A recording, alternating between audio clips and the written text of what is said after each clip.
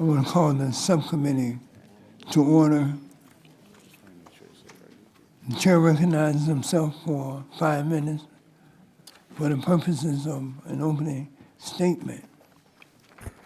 And I want to begin by thanking all of the FERC commissioners for appearing before the subcommittee this morning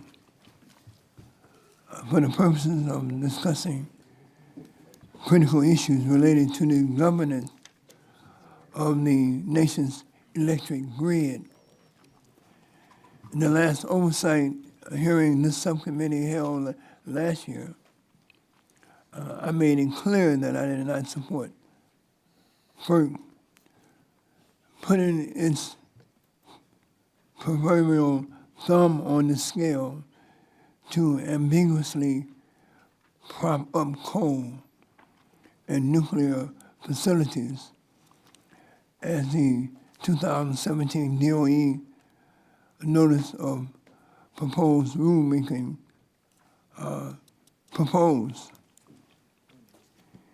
In that same hearing, I also stated that elected officials in the states should have the authority to choose the type of energy sources within their own portfolios that would mostly benefit their own constituents. To this point, we have seen my home state of Illinois act as a national leader in enacting legislation to promote renewables and nuclear power as safe, as reliable, as carbon-free sources of energy. The Bipartisan Future Energy Jobs Act, which was passed in 2016, along with more recent proposals by Governor Pritzker of Illinois, will move my state towards a cleaner, greener, more sustainable energy future. And I, for one, do not want to see FERC stand in the way of that progress. Well, you all come on in, please. Maybe we should take the Judiciary Committee's room and swap them. Well, let's take the judiciary's jurisdiction as when we take their room, all right? It's not my time. Y'all, please come on in so you can close the door, all right? Yeah.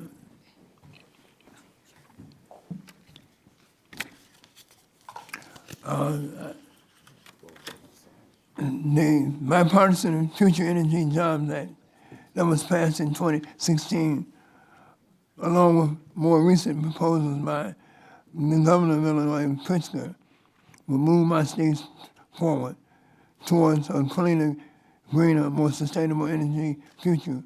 And I do not want to see FERC stand in the way of that progress. However, FERC's ruling on PJM capacity market would undo this historic progress and make it harder to achieve my state's energy goals. It is extremely important that the Commission works to unveil a market structure that allows for individual states to make decisions regarding the makeup of their particular portfolios, energy portfolios, that helps to address climate change, provides reliable energy, and keeps prices affordable. One of the biggest challenges facing FERC is how to integrate more renewable energy and distributed energy resources into the grid and putting them forth rules of the road to help accomplish these goals. Consumers are demanding this type of change, and it is important that FERC works as a partner to make this happen, rather than as another obstacle standing in the way. I applauded the Commission's storage and Distributed Energy Resources, DER, a notice of proposed rulemaking issued back in November 2016, and Order 841 issued in February 2018 directing RTOs and ISOs to upgrade and update market rules so that storage could participate.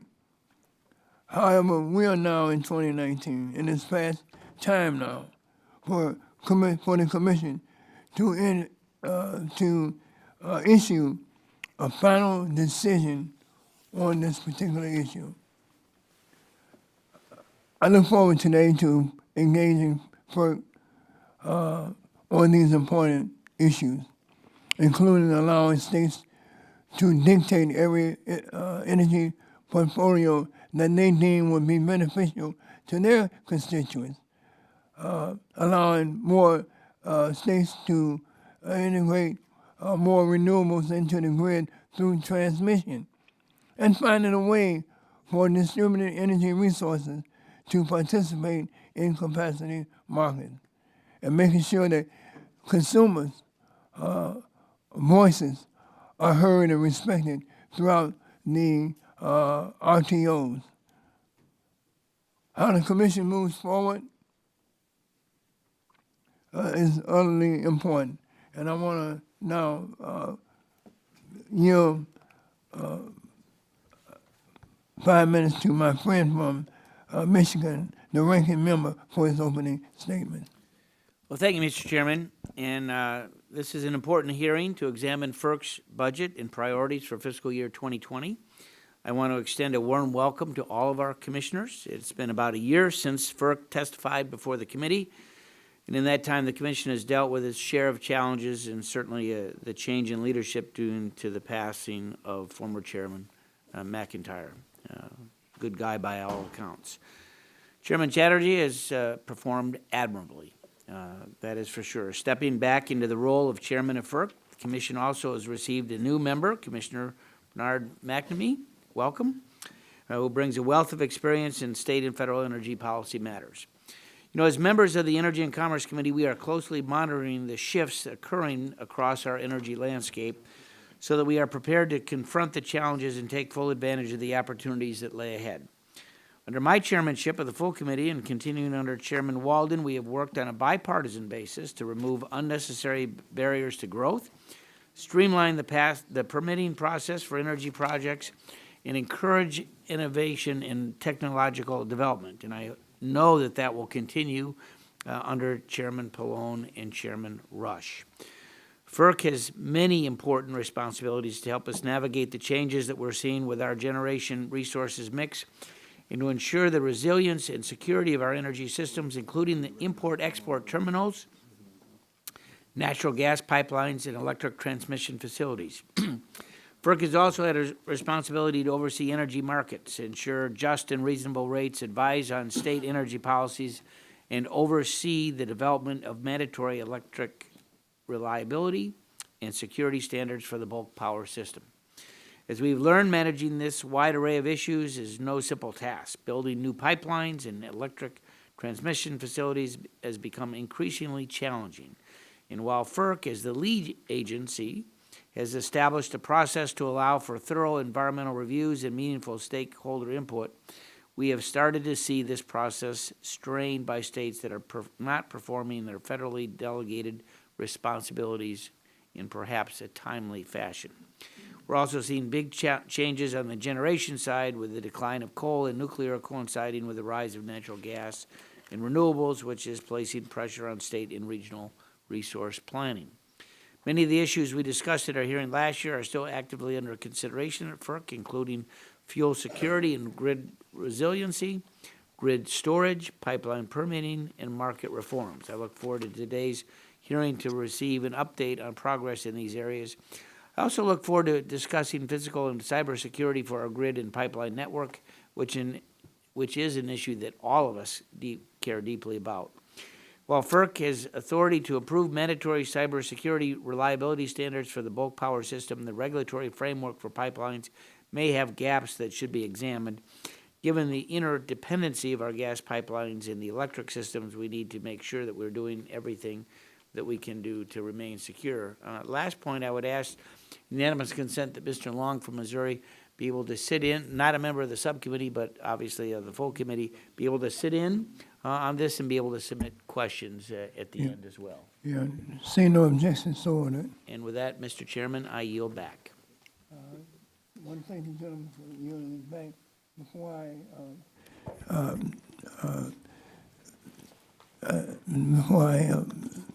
bring the chairman of the full committee on, I want to take a moment to introduce to those who have gathered here a very resourceful and very dedicated group of young people here from Illinois, including from my district.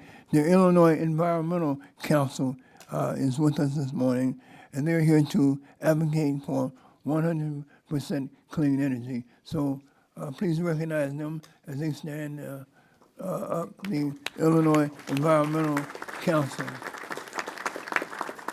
Okay, thank you very much. The chair now recognizes the chairman of the full committee, Mr. Malone, for 5 minutes. Thank you, Chairman Rush.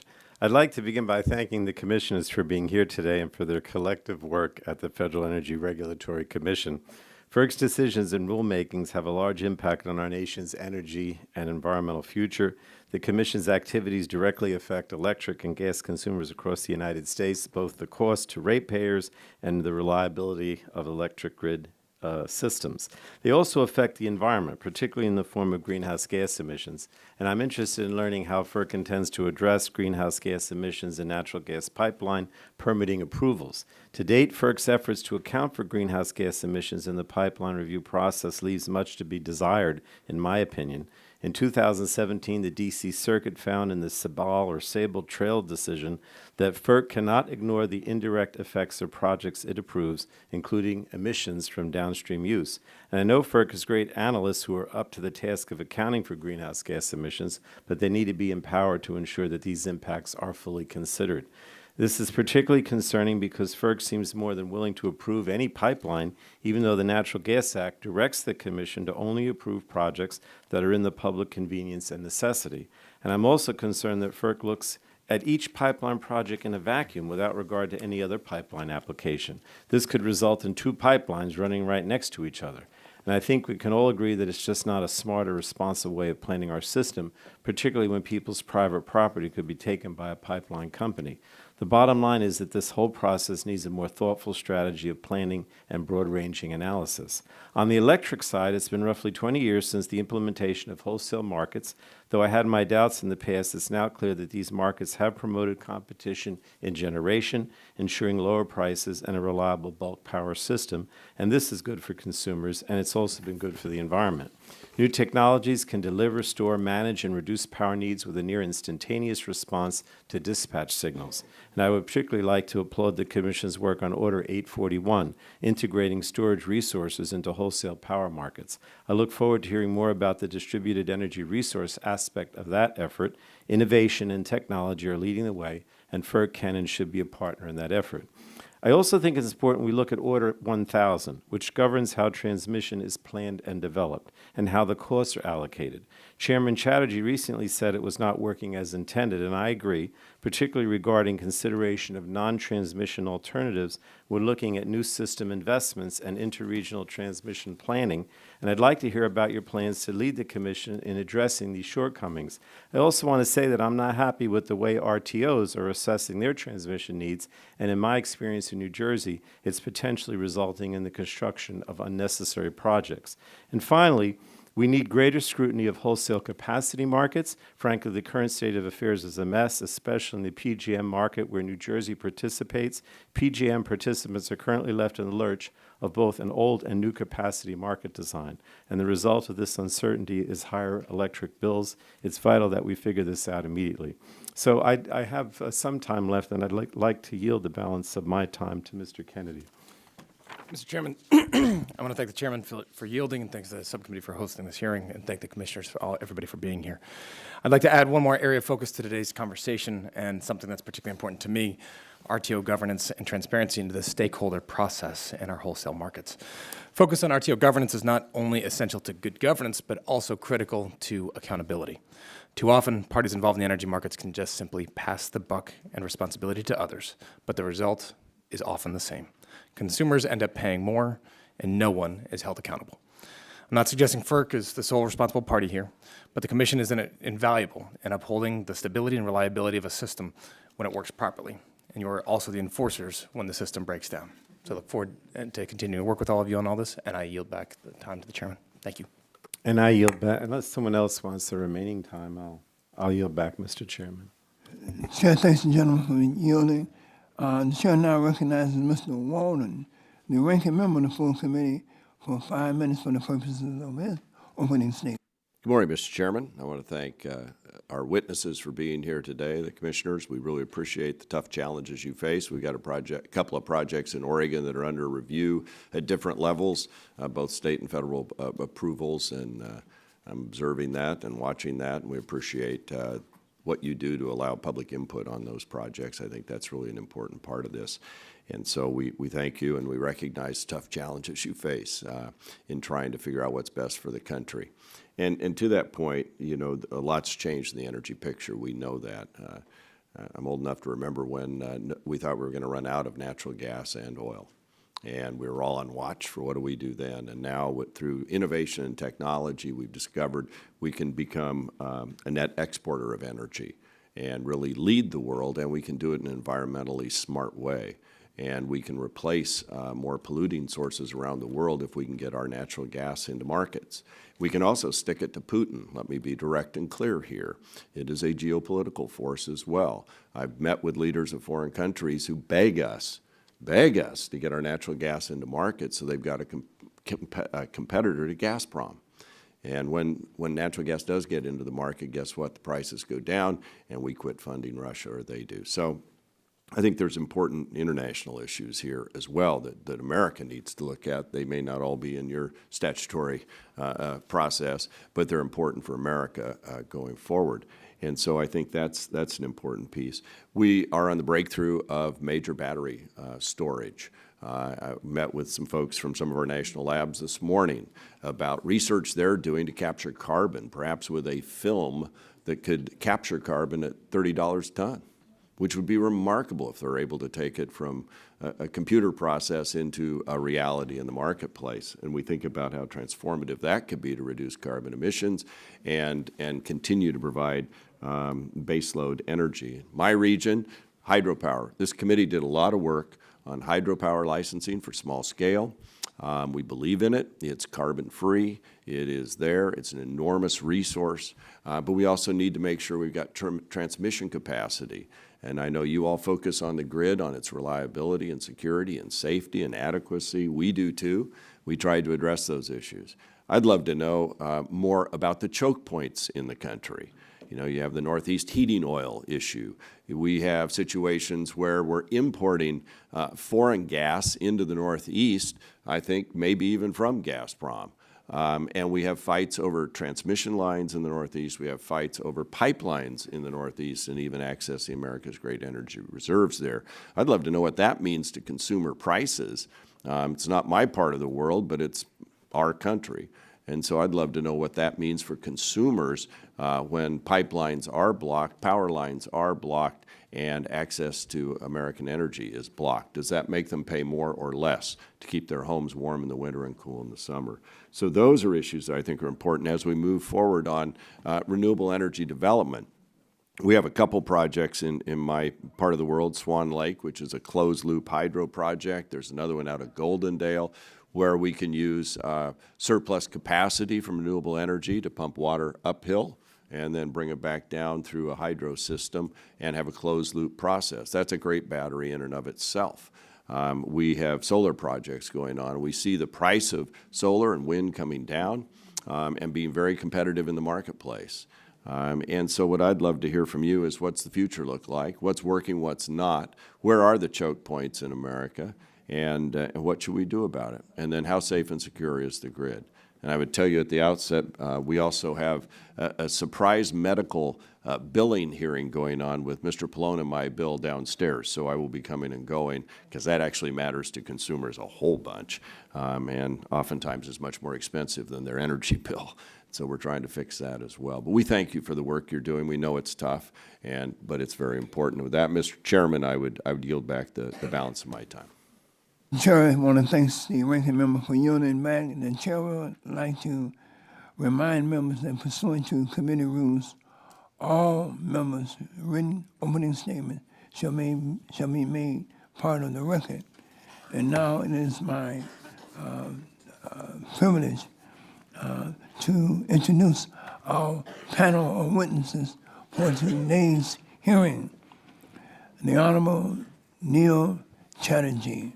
He's the chairman of the federal FERC, and he's a witness at the witness table today, and I certainly want to welcome the chairman. Next will be the Honorable Cheryl A. LaFleur, commissioner for FERC. Then next to her is the Honorable Richard Glick, who's also a commissioner at FERC. And last but not least, the Honorable Bernard L. McNamee, who's also a commissioner. And I want to thank each and every one of you for appearing before us today, and we certainly want to congratulate you on your past accomplishments, and we look forward to hearing from your testimony at today's hearing. And at this time, the chair now want to recognize each member for 5 minutes to provide your opening statement. But as a part of what we do here, I'd like to explain the lighting system, which you probably don't need any explanation for, but it's written here and I'm going to read it. In front of you is a series of lights. The light will initially be green at the start of your opening statement. The light will turn yellow when you have 1 minute remaining. Please begin to wrap up your testimony at the occasion of the yellow light. The light will turn red when your time has expired, and please conclude your statement at the turning of the light to red. Chairman Chatterjee, you are now recognized. After being fully instructed on the lighting system, you're finally recognized for 5 minutes for the purposes of an opening statement. Thank you, Chairman Rush, Ranking Member Upton, and members of the subcommittee. I really appreciate the opportunity to be here before you today to discuss the important work that we're doing at the Federal Energy Regulatory Commission. As was mentioned, my name is Neil Chatterjee, and I am the chairman of FERC. I appreciate the subcommittee's attention to the major energy issues facing our nation and the role that FERC plays in addressing those issues for the American people. This is an exciting and transformational period for our nation's energy landscape. I take very seriously the responsibility to work with my colleagues to ensure that all Americans have reliable and affordable energy supplies. Today, I will focus my remarks on two of my priorities: the Commission's efforts to allow for storage resources to better participate in the wholesale electric markets, and our focus on the importance of security measures to protect from cyber and physical threats to the nation's bulk power system. I will also address FERC's efforts to reform our regulations under the Public Utility Regulatory Policies Act of 1978, or PURPA, an issue I know many of you have been following closely. Over the last decade or more, our country has seen many changes in the energy industries that FERC regulates. As such, it is essential for FERC to remain vigilant about these changes and respond to them in ways that enhance competition in electricity markets, support the resilience of the bulk power system, and lower costs to consumers. One of these recent transformations we have seen is the improvement in electric storage technologies. I want to highlight the Commission's work, which I am extremely proud of, regarding the participation of electric storage resources in wholesale electricity markets as an example of how FERC is responding to our ever-evolving energy landscape. Traditionally, a variety of factors have created challenges to storage resources' participation in the wholesale electric markets. Because of this, in 2018, FERC issued Order 841 to remove barriers to the participation of electric storage resources in the capacity, energy, and ancillary services markets operated by the regional transmission organizations and independent system operators. FERC is now evaluating the December 2018 filings that RTOs and ISOs made to implement Order 841. As a result of this order, I expect an increase in the deployment of storage resources, which should result in greater reliability and lower prices for customers by enhancing competition. This is but one example of how FERC is proactively addressing shifts in the energy industries that we regulate and ensuring that emerging technologies can serve an integral role in wholesale electric markets.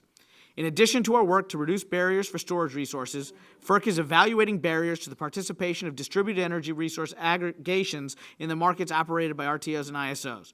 Last year, FERC staff held a technical conference to gather more information regarding the participation of distributed energy resource aggregations in wholesale electricity markets, as well as to discuss more broadly the potential effects of distributed energy resources on the bulk power system. FERC is currently considering the record as we determine how to move forward. Another priority I would like to discuss today is cyber and physical security. As you're aware, America's critical infrastructure is increasingly under attack by foreign adversaries. The Department of Homeland Security and FBI have issued multiple public reports describing cyber intrusion campaigns by foreign government actors against our critical infrastructure, including the electric grid. Physical and cyber attacks on our critical infrastructure systems have the potential to create significant, widespread, and potentially devastating effects that threaten the health, safety, and economic prosperity of the American people whom we serve. This evolving threat landscape demonstrates the importance of an unwavering focus on the security of the nation's critical energy infrastructure. Of course, these issues are of paramount concern to us all, including the subcommittee, and I appreciate the subcommittee's attention to this crucial subject, including efforts to examine legislative solutions like those that recently moved through the markup process. At FERC, we have and continue to address cyber and physical security risks as consistent with Section 215 of the Federal Power Act, which grants us the authority to approve and enforce mandatory reliability standards developed by the North American Electric Reliability Corporation. We have also taken up voluntary initiatives with federal, state, and industry partners.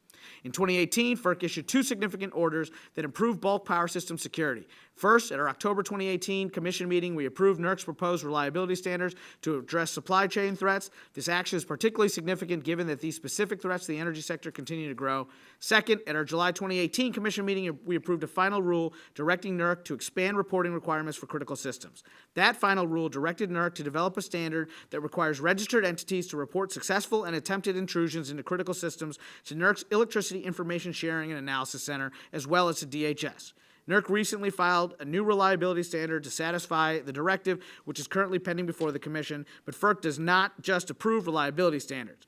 Since 2016, FERC has conducted audits of industry's compliance with cybersecurity reliability standards, the goal of which is not only to assess compliance with the reliability standards, but also to learn and share best practices. Seeing that I'm about to get the light, I'm just going to say it's time to bring PURPA into the 21st century. Major changes to PURPA should come from Congress, but we have some tools available to us at the Commission, and we are currently working to utilize those tools. Thank you. I want to thank you, Chairman Chatterjee. You have passed the lighting test for this morning. Now, the chair recognizes Ms. LaFleur for 5 minutes for the purposes of an opening statement. Thank you, Chairman Rush, Ranking Member Upton, Chairman Pallone, Ranking Member Walden, and members of the subcommittee.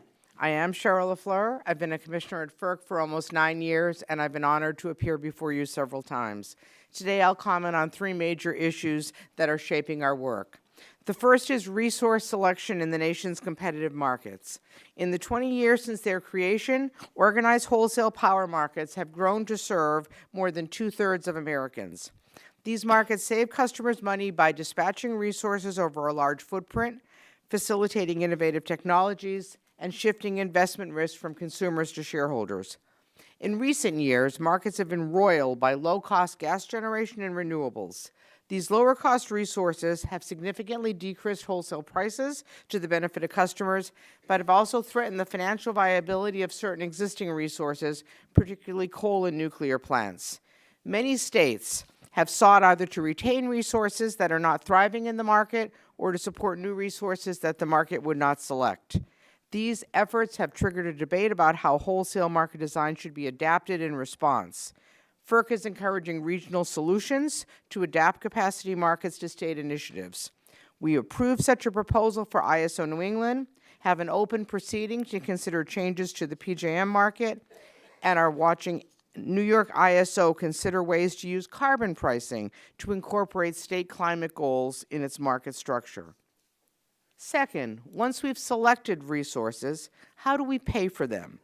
Until recently, it was accepted without question that electric power was priced on volume, since a major component of its cost was the fuel you had to burn to make it.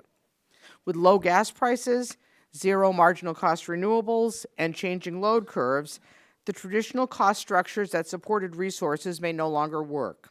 We've seen this trend most famously with the so-called duck curve in California, where solar resources generate too much energy in the middle of the day, and resources needed when the sun goes down are not making enough money to stay in business. Similar trends are appearing in other regions. To help adapt, market operators and others are considering new ways to pay for power, with a focus not just on volume, but on services such as ramping, scarcity, pricing, reserves, and essential reliability services. FERC has also taken steps to ensure that new resources like storage can compete to provide these services. Finally, infrastructure to deliver resources to customers. Electric transmission is needed to support the reliability of a changing grid, particularly for location-constrained renewables.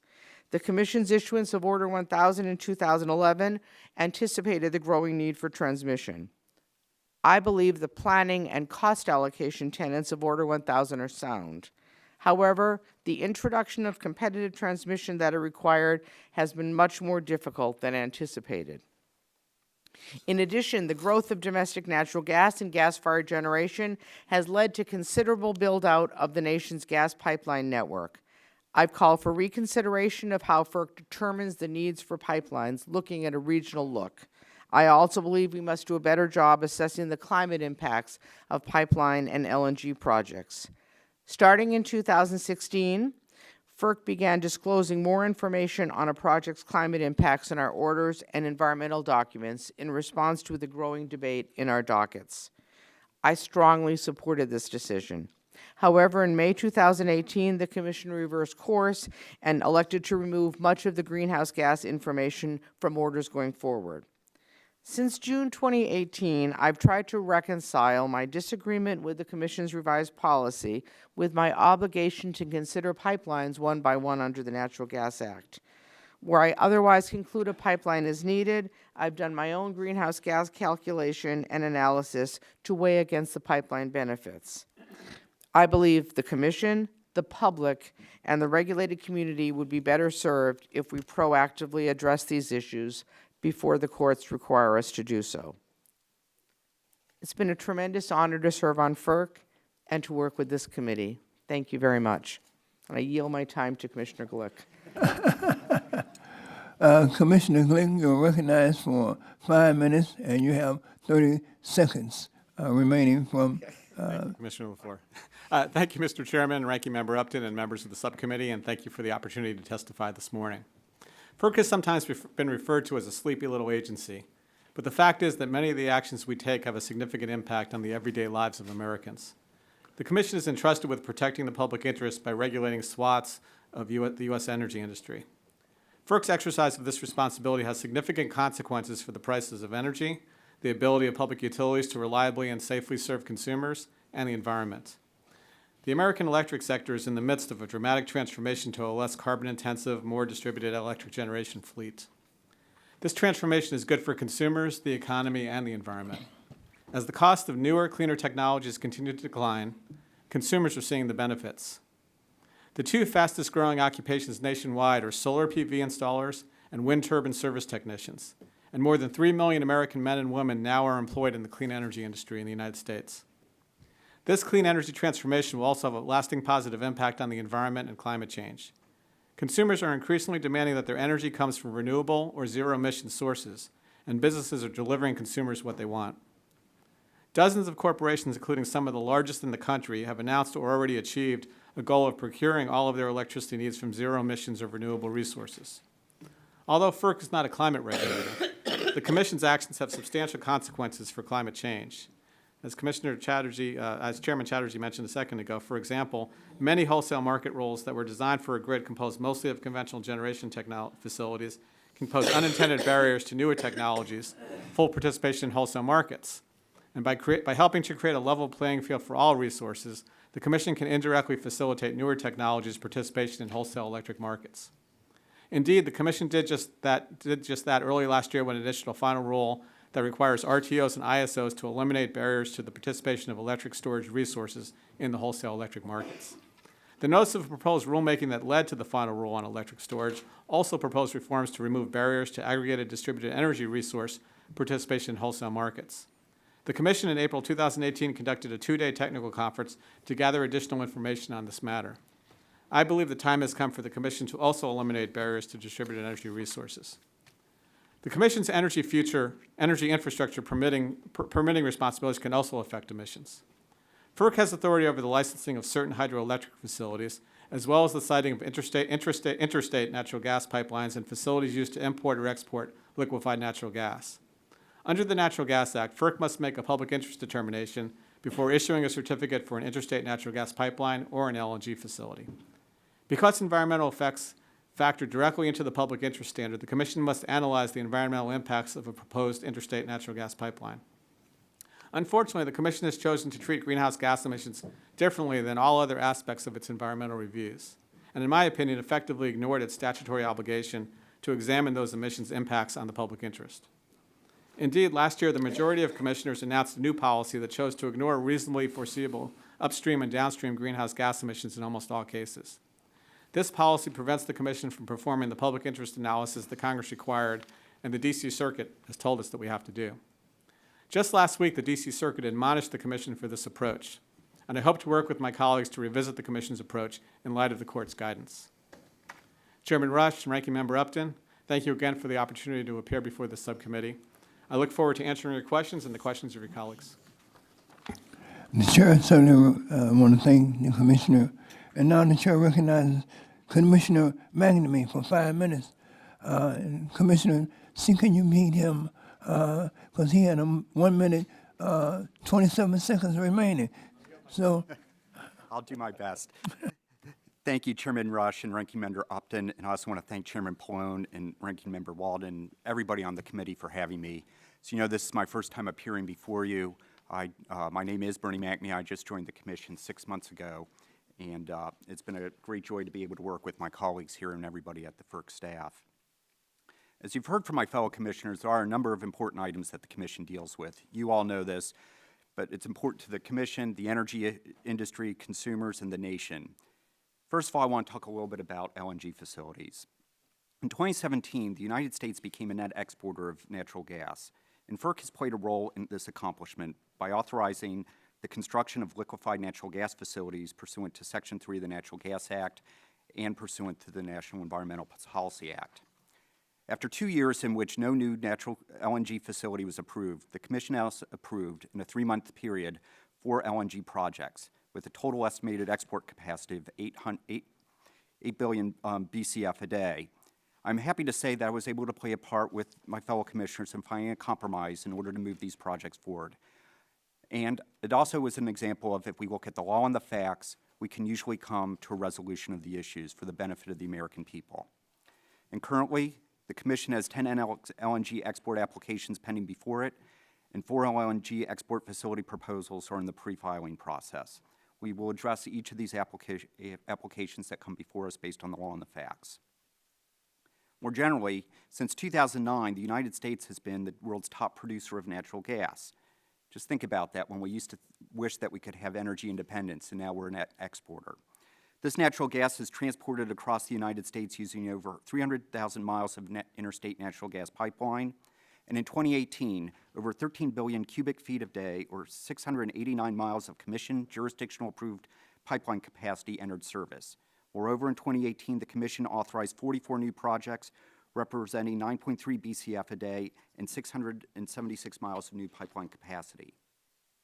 Now, we've heard some issues about how are we approving these.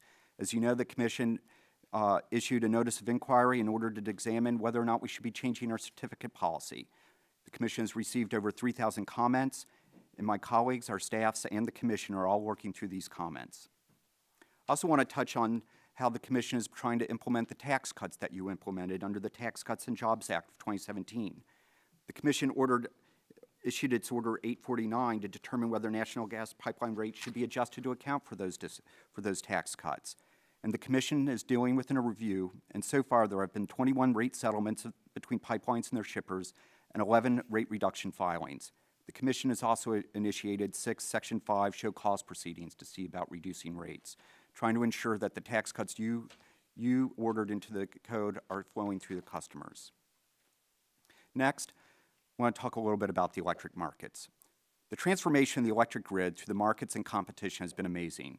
2/3 of the nation's load is served under an RTO or an ISO, and Congress and FERC should be proud of this achievement. Because of competition, new energy sources can participate in the market, and customers are seeing the benefits. But there are also legitimate concerns, many of the things that you have dealt with in your time here in Congress. They include debates about the role of the different resources, capacity markets, price formation, environmental goals, state energy policy goals, federal policy goals, market manipulation, affordability, and of course the overarching goal, making sure that the lights turn on when the switch is flipped. There are also a number of other issues we're trying to deal with: PURPA, Order 1000, distributed energy resources, hydroelectric power, return on equity, transmission investments, and the specific tariffs that come before us. Each of these is important to each one of us here on the Commission, and we take them seriously and need to deal with them. I'll finally touch on one thing that is brought up by a number of my fellow commissioners and which I find very important as well, and that is energy storage. I was not on the Commission when the energy storage issue was issued, Order 841, but I agree with its portions of it that promote the use of energy storage resources on the grid at the transmission level in the bulk power system. But as you may know, I issued a concurrence and dissent focused on the jurisdictional issue. I do not believe that Congress provided the Commission under the Federal Power Act the authority to regulate the distribution facilities that are needed for those certain types of distribution or energy resource batteries to be able to connect behind the meter or at the distribution level. So this was a position that I looked at seriously, especially after being comments filed by the National Association of Regulatory Utility Commissioners and the National Rural Electric Cooperative Association. In the end, I did say that I didn't think we have jurisdiction, but I also believe that we should have at least considered an opt-out. Thank you very much. I want to thank all the commissioners for their opening statements, and we have now concluded the time for opening statements. We will move into members' questions.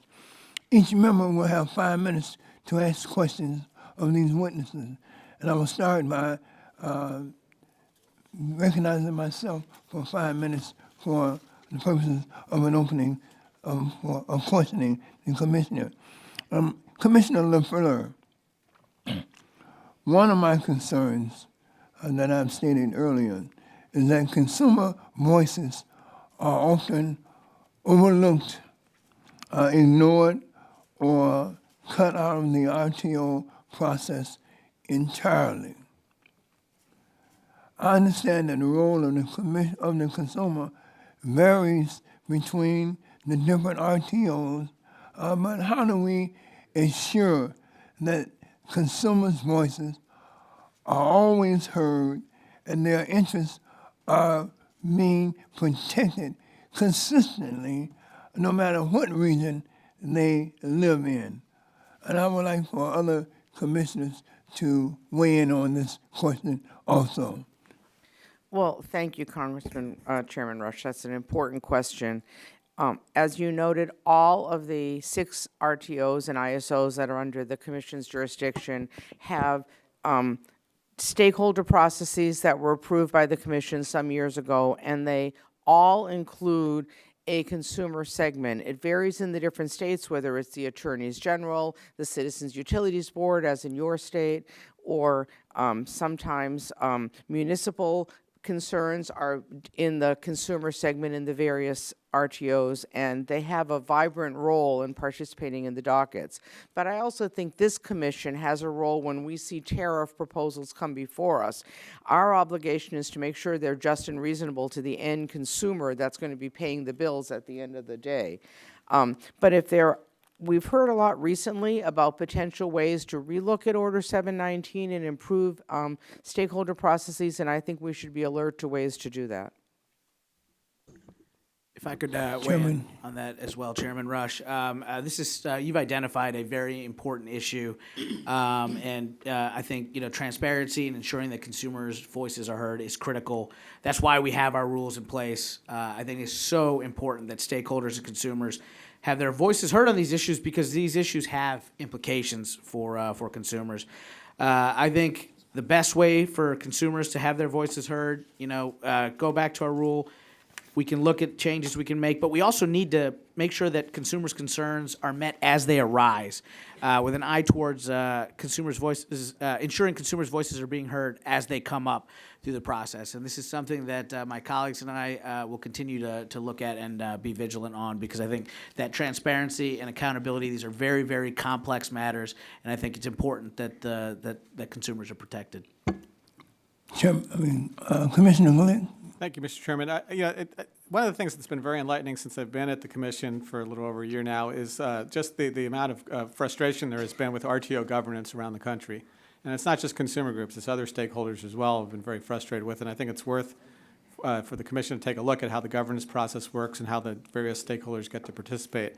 I would say that Congress in the late 1970s, early 1980s passed legislation creating an Office of Public Participation at FERC that I think would help provide some consumer input at the commission. As I understand it, Congress never did fund that office, but I think it would be helpful if Congress did fund it, and I think that would be one way for consumers to participate in some of the decision-making processes we engage in. Right. Commissioner Kelly? Just briefly, I think that you're touching about the importance of Commissioner McNamee, I'm sorry. That's quite right. I think you touch on what's so very important is that in our entire system of government, people want to be heard. And I know that we all take very seriously our obligation to understand that every person that files something in the commission, that case is important to them and that they need to be heard. And I think we always need to be vigilant to make sure that we're paying attention to what consumers want, what stakeholders want, every participant wants, in order to make sure that we're at least considering and hear their concerns, even though sometimes it won't always be the result any particular individual or group wants. Thank you. I'm going to yield back the remainder of my time and now recognize the ranking member for the great state of Michigan, Mr. Upton, for 5 minutes. Thank you, Mr. Chairman. It is the great state of Michigan, so that's good. We'll get that adjective in there. Mr. Chairman Chatterjee, first, I want to say to all four of you, appreciate your interaction with all of us. This is something that is so important. We appreciate the relationships that we have. For me, we know that rogue hackers and state-sponsored adversaries continue to launch cyber attacks on our nation's energy infrastructure virtually every single day. And as you know, under the EPAC 05, Congress gave FERC the authority to oversee the reliability of the electric grid, including the authority to approve mandatory cybersecurity reliability standards. The current framework for setting cyber standards for the grid seems to be working pretty well, I think, but FERC does not have the authority over pipelines. Even though we're increasingly relying on natural gas pipelines to keep our power plants running, and I know in my congressional district we're expecting to break ground on a new INDECT facility in one of my communities back home. So the question is, should Congress be concerned about the lack of cyber oversight for pipelines? I would note that TSA, in a hearing that we had a couple weeks ago, has less than a handful of folks. Anybody here from TSA? Didn't think so. Less than a handful of folks out of their 50,000 employees that oversee pipelines. They did refuse, despite bipartisan efforts to try to get them to testify before the committee. But what's your thoughts about the involvement of cyber and the relationships that you might have with other agencies as well? Thank you, sir, for the question, and also for your leadership on this issue, particularly during the time that you chaired the commission. I think this is a very serious issue, and I think it is exacerbated by the increasing interdependence between gas and electricity generation in this country. 20 years ago, if a single gas pipeline went out, a generator might not have flinched. Today, you might have 8 or 9 generators depending on a single gas pipeline, and a physical or cyber attack on such a pipeline could have catastrophic cascading effects, and our adversaries know this. I think TSA does a remarkable job on things like the safety of our aviation fleet, our highways, our rail transportation area, but they need to put a greater focus on securing these pipelines because of this increasing interdependence for electricity. Since you, Senator Cornyn, Senator Cantwell, a number of others have come out on this issue. Commissioner Glick and I have also been very vocal about our concerns in this area. We have seen some progress from both TSA and industry. I've met multiple times with the TSA Administrator Pekoski, and he has assured me that TSA is taking this seriously and they're going to commit more resources to it. I've also seen industry react positively and come forward and make a commitment that they'll make the requisite investments in this area. But we have to remain vigilant on it. I think both TSA and industry need to follow through on the commitments that they're making, and if they don't, I think it's incumbent upon us at the commission and you all to keep the pressure on. We want to help you do that. Any other commissioner Commissioner Glick? Mr. Upton, as the chairman said, we wrote a joint op-ed on this issue, and I shared the chairman's concerns. I would say that I continue to have serious concerns about the TSA's ability here, and I read the GAO report recently that I think expressed some serious concerns about their resources and their efforts in the program. And I'm not entirely sure what their plans are. We need to see what their plans are in terms of responding. But we had a technical conference on cybersecurity just a few months ago, and a TSA witness participated. And I asked her about the success rate of their voluntary guidance, and they said, well, our hope is to have a success rate of 80%. 80% doesn't cut it. We need to have a success rate of 100%.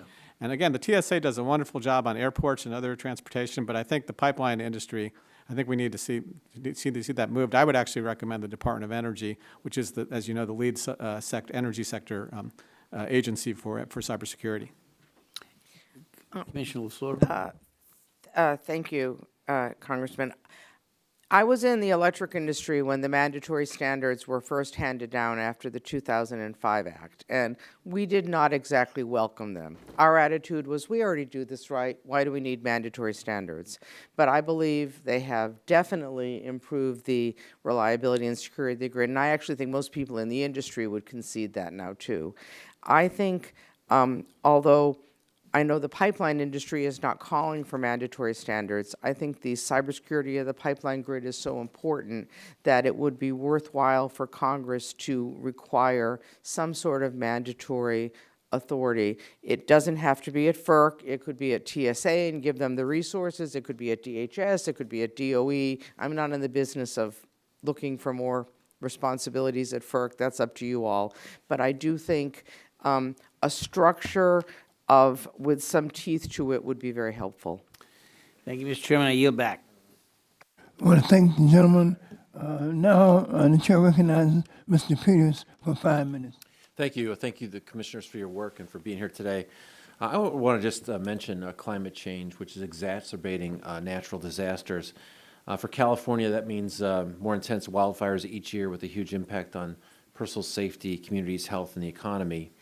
The Midwest has seen flooding, the South has seen hurricanes, the Northeast has cold snap polar vortex conditions. So I want to talk a little bit about how we're managing the electric system and planning for that. How is FERC looking at accounting for climate change in the design of wholesale markets and in grid investments? And start with the chairman, if I could. Thank you for your question, Congressman. And look, I share your concerns about climate change and the impacts of climate change. I'm a conservative. I grew up in coal country, but I believe that climate change is real, that man has an impact, and that we need to take steps to mitigate emissions. I've been very proud of the work that the Commission has played in really helping the U.S. become a leader in emissions reductions. And if you look at the statistics, the U.S. has been a leader in emissions reductions. Power sector emissions in the U.S. are at 1990s levels, and I think that's due to a couple of things. The markets that FERC oversees, we are breaking down barriers to access so that newer technologies. And how is that happening? I want to be very specific about what actions you're taking with respect to market design. Yes, sir. So I think by the markets work, competition works. Consumers are demanding cleaner energy sources. Those sources are dropping in price and are able to compete. Is there anything and that's- specifically that FERC is doing? I could point to Order 841, the order we did on battery storage to break down barriers to entry, to allow battery storage to be compensated for all of the attributes it provides. That is going to lead to an increased deployment, we think a dramatic increase in the deployment of battery storage technology, which will have a direct and I think significant impact on mitigating carbon emissions. There was a resilience docket that you opened when the coal nuclear NOPR was denied back in, I think, January 2018. You haven't taken any action on the resilience docket yet, is that correct? And when can we expect that? That is correct. We don't make projections on timing. It's a very complex docket. When Secretary Perry proposed the rulemaking in the fall of 2017, the action that he was asking for, compensating plants for having on-site fuel, we all found collectively that our record did not support that action. Now, a year and a half later, we have a far more robust record, and we're looking at these very complex challenges. I think the next step ought to be, and I don't want to get in front of my colleagues, but to engage the RTOs and the ISOs and the states on fuel security to look at this very serious issue. But what can I assure you we will not do is, as the chairman said at the onset, we're not going to put our thumb on the scale for one fuel source or the other. We're going to look very seriously at these markets in the future of our grid. Ms. LaFleur, do you have any thoughts on this question?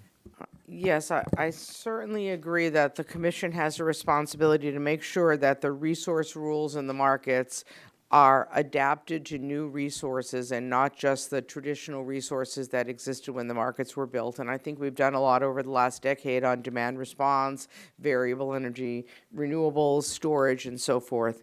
But beyond that, what we're seeing now is that since there has not been, in other environmental issues that the nation confronts, if Congress passes a law and says you have to reduce sulfur dioxide or whatever, then all the power plants have to conform, and the cost of doing that gets priced into the market. Right. Because there's not any national climate legislation, as you know. It's being handled on a state-by-state basis, and that's the issue I mentioned earlier, that the markets are working to figure out how they can run a regional market with multiple states with all different climate policies. But I think it's essential that they do.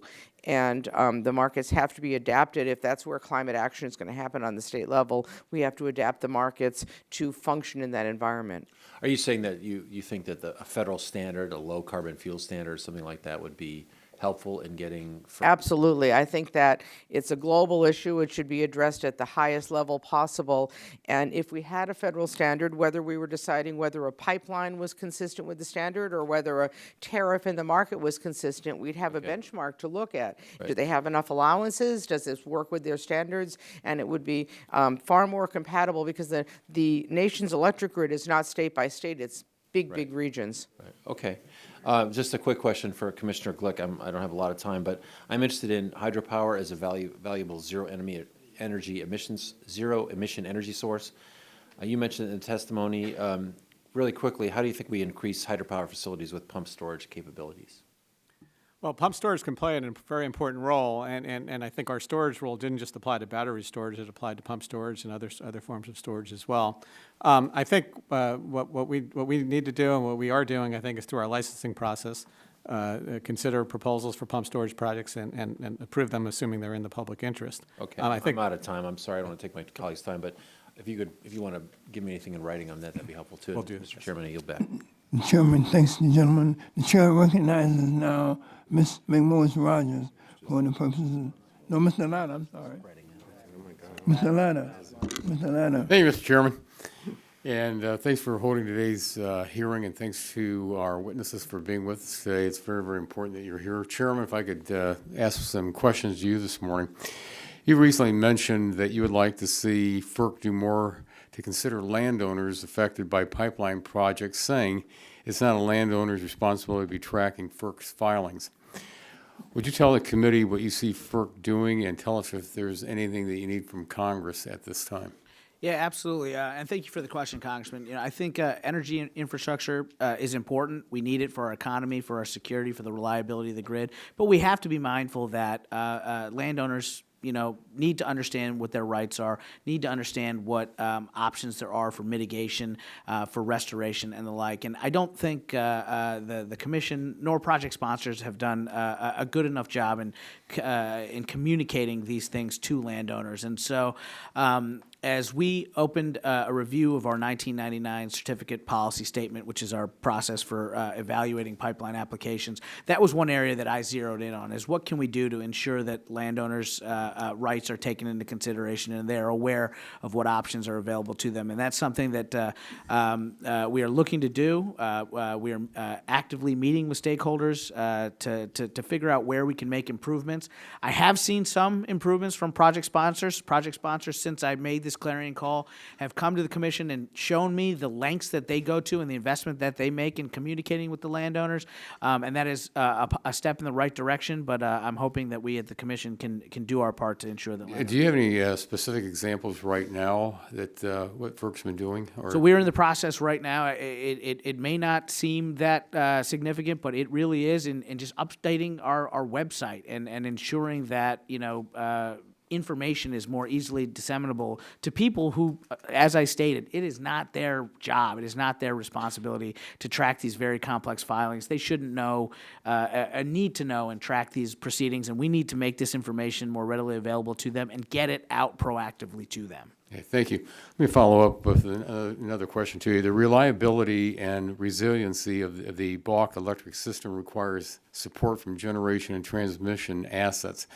Given the ever-adapting nature of electricity supplies, would you talk about the importance of the transmission assets to the future reliability and resilience, regardless of the type of fuel?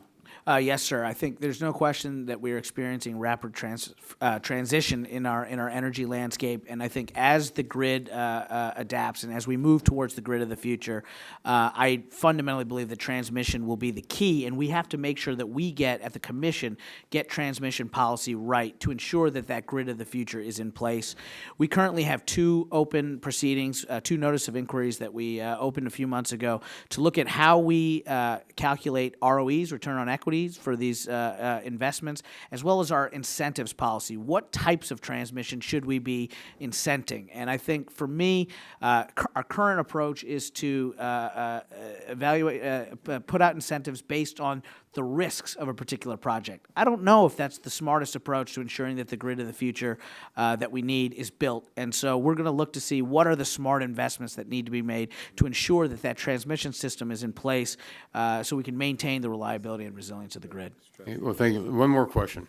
You mentioned in your testimony that in October of last year, FERC approved new mandatory reliability standards to bolster supply chain risk management protections for the nation's bulk electric system. Would you expand on this and other recent activities that FERC is undertaking, especially on the supply chain and critical infrastructure? Yeah, thank you, sir. I mean, the supply chain is something that we all need to, be focused on because, again, it's a challenge for FERC because we don't have jurisdiction in some of these areas, and so we have to be coordinated and work with NERC and others to stay ahead on this. The reality is, cybersecurity and the reliability of the grid. This is the new reality that we must contend with. And while we are the beneficiaries, consumers are the beneficiaries, Americans are the beneficiaries of these tremendous evolution in technological innovation, that innovation comes with a downside risk, and that is increasing vulnerability to threats from bad actors on the cyber side. And I think it's incumbent that we, our partners with NERC, Congress, the Department of Energy, and across the federal government work together because we do have crisscrossing jurisdictions in some areas, and we need to ensure that those lines of communication are in place so that we can not just have standards, because I believe standards to be the floor, not the ceiling of what we can do. I think if we all work together, because our adversaries are continually evolving, and we have to evolve to stay one step ahead of them. Well, thank you very much, Mr. Chairman. My time's expired, and I yield back. Chair, thanks, gentlemen. The chair now recognizes Mr. Doyle for 5 minutes. I'm sorry, Mr. Pallone is here. And Chairman of the full committee, Mr. Pallone, for 5 minutes. Thank you, Chairman. In his opening statement, Mr. Kennedy raised concerns about regional transmission organization, RTO governance, and I share many of his concerns. FERC Order 719 directs RTO procedures and practices to be inclusive, to fairly balance diverse interests, and to ensure adequate consideration of minority positions. And that Order 719 was issued in 2008, and it provides stakeholders process requirements for RTOs to follow. But to my knowledge, there has not been a comprehensive review by FERC of each RTO stakeholder process to ensure compliance with the requirements of Order 719. So, Chairman Chatterjee, I just would say it's time to review the requirements and to review RTO compliance. And I wanted to know if you agree, and if so, would you consider taking action on this matter in the immediate future? Thank you for the question, Mr. Chairman. We were discussing earlier, this is something that we continually hear from people around the country, concerns about ensuring that consumers' voices are heard, that the process is transparent, that people are aware of what is transpiring within the RTOs and the ISOs. And yes, it has been a decade since we looked at Order 719. I do think, going back to the rule is one option, but, looking with an eye towards ensuring consumers' voices are heard as they come up through the process is another manner in which to do this. I think particularly as new technologies come into play and we look to break down barriers to entry, we need to ensure that these new voices have an opportunity to be heard at the RTOs and the ISOs, and certainly I'm committed to working towards. Well, I appreciate that, and want to continue to working with you. I also wanted to reiterate what I said in my opening statement regarding concerns with the process by which RTOs assess their transmission infrastructure needs. We must provide greater incentives for non-transmission alternatives so that companies are not building unnecessary infrastructure that increases cost to ratepayers.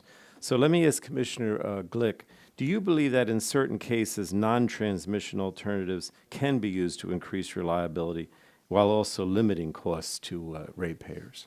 Thank you, Mr. Chairman. Absolutely, they do. And as a matter of fact, in our Commission's Order 1000 issued several years ago, it requires transmission planners in the various RTOs and the ISOs around the country to consider non-transmission alternatives. What I think is missing is that I think there's an incentive for utilities many times to build more transmission, because if you invest something that costs a lot of capital. Exactly, and that's what I hear from my consumers. So I think what we need to do, and Chairman Chatterjee earlier mentioned that we have a new incentives process at FERC looking at our incentives policy, and I think what we need to do is incentivize using newer technologies and non-transmission alternatives, but also using our existing grid more efficiently, rather than sometimes we can do that rather than build a line. We need to encourage utilities to look into those types of investments. Oh, this is music to my ears. I want to be honest with you. Now, let me see if I can get a climate question. In May 2018, FERC issued a new policy that eliminated from consideration most upstream and downstream greenhouse gas emissions. Just last week, the D.C. Circuit in the Broad Run case flatly rejected the core legal arguments that form the basis for that policy. So let me just ask Commissioner Glick and LaFleur, not much time left, but do you think the court's decision in Sable or Sabal Trail and Broad Run require FERC to reform how it considers upstream and downstream greenhouse gas emissions? I guess I'll start with Ms. LaFleur since I haven't asked you.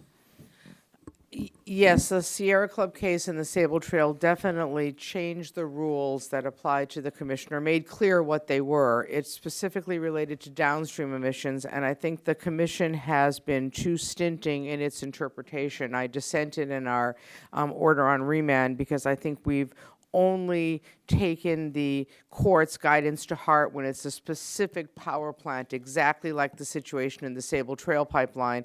And I think the implications of the decision go much broader. And as Commissioner Glick testified earlier, a couple weeks ago, we got another decision from the D.C. Circuit that made clear that FERC is a legally relevant cause of the downstream emissions, and we should be looking at them. Mr. Glick? Mr. Chairman, I would just say that there's been some question recently as to whether the Commission has the authority to look at reasonably foreseeable greenhouse gas emissions, and I think the two court cases, including the one last week, have, I think, put that question to bed. I think we clearly have that authority. Quickly, how does FERC's analysis of a project's greenhouse gas emissions relate to the requirement under the Natural Gas Act to only approve projects that are in the public convenience and necessity? Well, when we consider the public interest, we also look at the environmental impacts of the pipeline, for instance, wetlands or migratory birds or anything like that.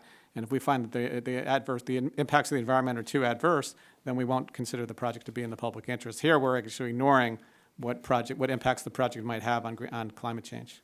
Thank you, Mr. Chairman. The chair now recognizes Ms. McMorris Rogers for 5 minutes. Thank you, Mr. Chairman. Appreciate everyone being here and for your work at FERC. I'm from Washington State, and if you're not aware, my district in Washington State is very dependent upon hydropower, and I believe that we should be embracing what hydropower can provide for us as we continue to move towards a 21st century clean energy future. In Washington State right now, our carbon emissions are actually up, and some of that is one of the big drivers is because of from power plants, more dependence on power plants. And I look at this and I think there's so much more capacity for hydroelectricity, even in Washington State as well as across the country. The National Hydropower Association did a report a few years ago highlighting that we could double hydropower in America without building a new dam. Because only 3% of the dams actually produce electricity. So there's huge infrastructure investment there, and as the largest renewable with lots of potential, I just believe that we should be doing more. It is renewable, it is reliable, it's affordable. We enjoy some of the lowest electricity rates in the country because of hydropower. Last Congress, I had introduced the Hydropower Policy Modernization Act, which would have modernized the hydropower licensing review process. Just to put this in perspective, it takes on average 10 years to relicense a hydropower facility in America today. Compare that to a natural gas facility at 18 months. I believe that we can do better. This legislation passed the House with bipartisan support, and I would like just to use this opportunity today to ask about the FERC process for licensing, relicensing of hydropower projects. It's my understanding that there's hundreds of hydropower projects scheduled to come up for relicensing before the Commission in the next 10 years. While Congress has passed some improvements for the licensing of new projects, we haven't yet passed the significant reforms for the existing projects across this country. This lack of action and its impact on our existing hydroelectric facilities is why I continue to advocate for us addressing the relicensing of hydropower in America. I have concerns that the uncertainty in the cost currently associated with hydro relicensing, particularly for the smaller projects, may result in fewer relicensing efforts, and it will lead to a loss of flexible generation, less reliable grid. Hydropower provides the largest natural batteries in the country also. There's lots of benefits. So I wanted just to ask the chairman and the others, do you agree that this lack of effort to address and improve our relicensing process is of concern? And if so, what are some of the areas you would recommend that we work on to reduce the duplication of effort, unnecessary delays, and undue cost? Thank you for the question and for your support of this. I agree with you on the significance of hydro and the concern about the licensing process. We've been working very hard on it. We issued a final rule establishing an expedited licensing process for original hydropower licenses for certain facilities at existing non-powered dams and for closed-loop pump storage projects. We are fully aware that another wave is coming, and we've alerted the licensees far in advance to give them time to work on their applications. I also share your concern that that a number of the relicenses are small projects, which have the downside of them possibly having limited resources and expertise on relicensing, but the upside of the amount of actual work and paperwork not being as much as for a larger facility with bigger upsides. And so we're taking these things into consideration. I also want to note existing licensees can continue to operate under one-year extensions if their relicensing isn't done by the time that their license expires. So no one is shut down if they're not relicensed before expiration. But to answer your question, we totally understand and have undertaken a flexible approach to approving requests for license term modifications to facilitate coordinated relicensing of projects that are located in the same sections as the river basin. We're periodically... Excuse me, real quick. Appreciate that. I have very little time left, but would you also just speak very quickly to how hydropower could benefit the grid? It is a reliable, clean source of energy, and as we look to continue to squeeze carbon emissions out of the grid, I think hydro can play an incredibly important role. Thank you. Thank you so much. The chair now recognizes Mr. Doyle for 5 minutes.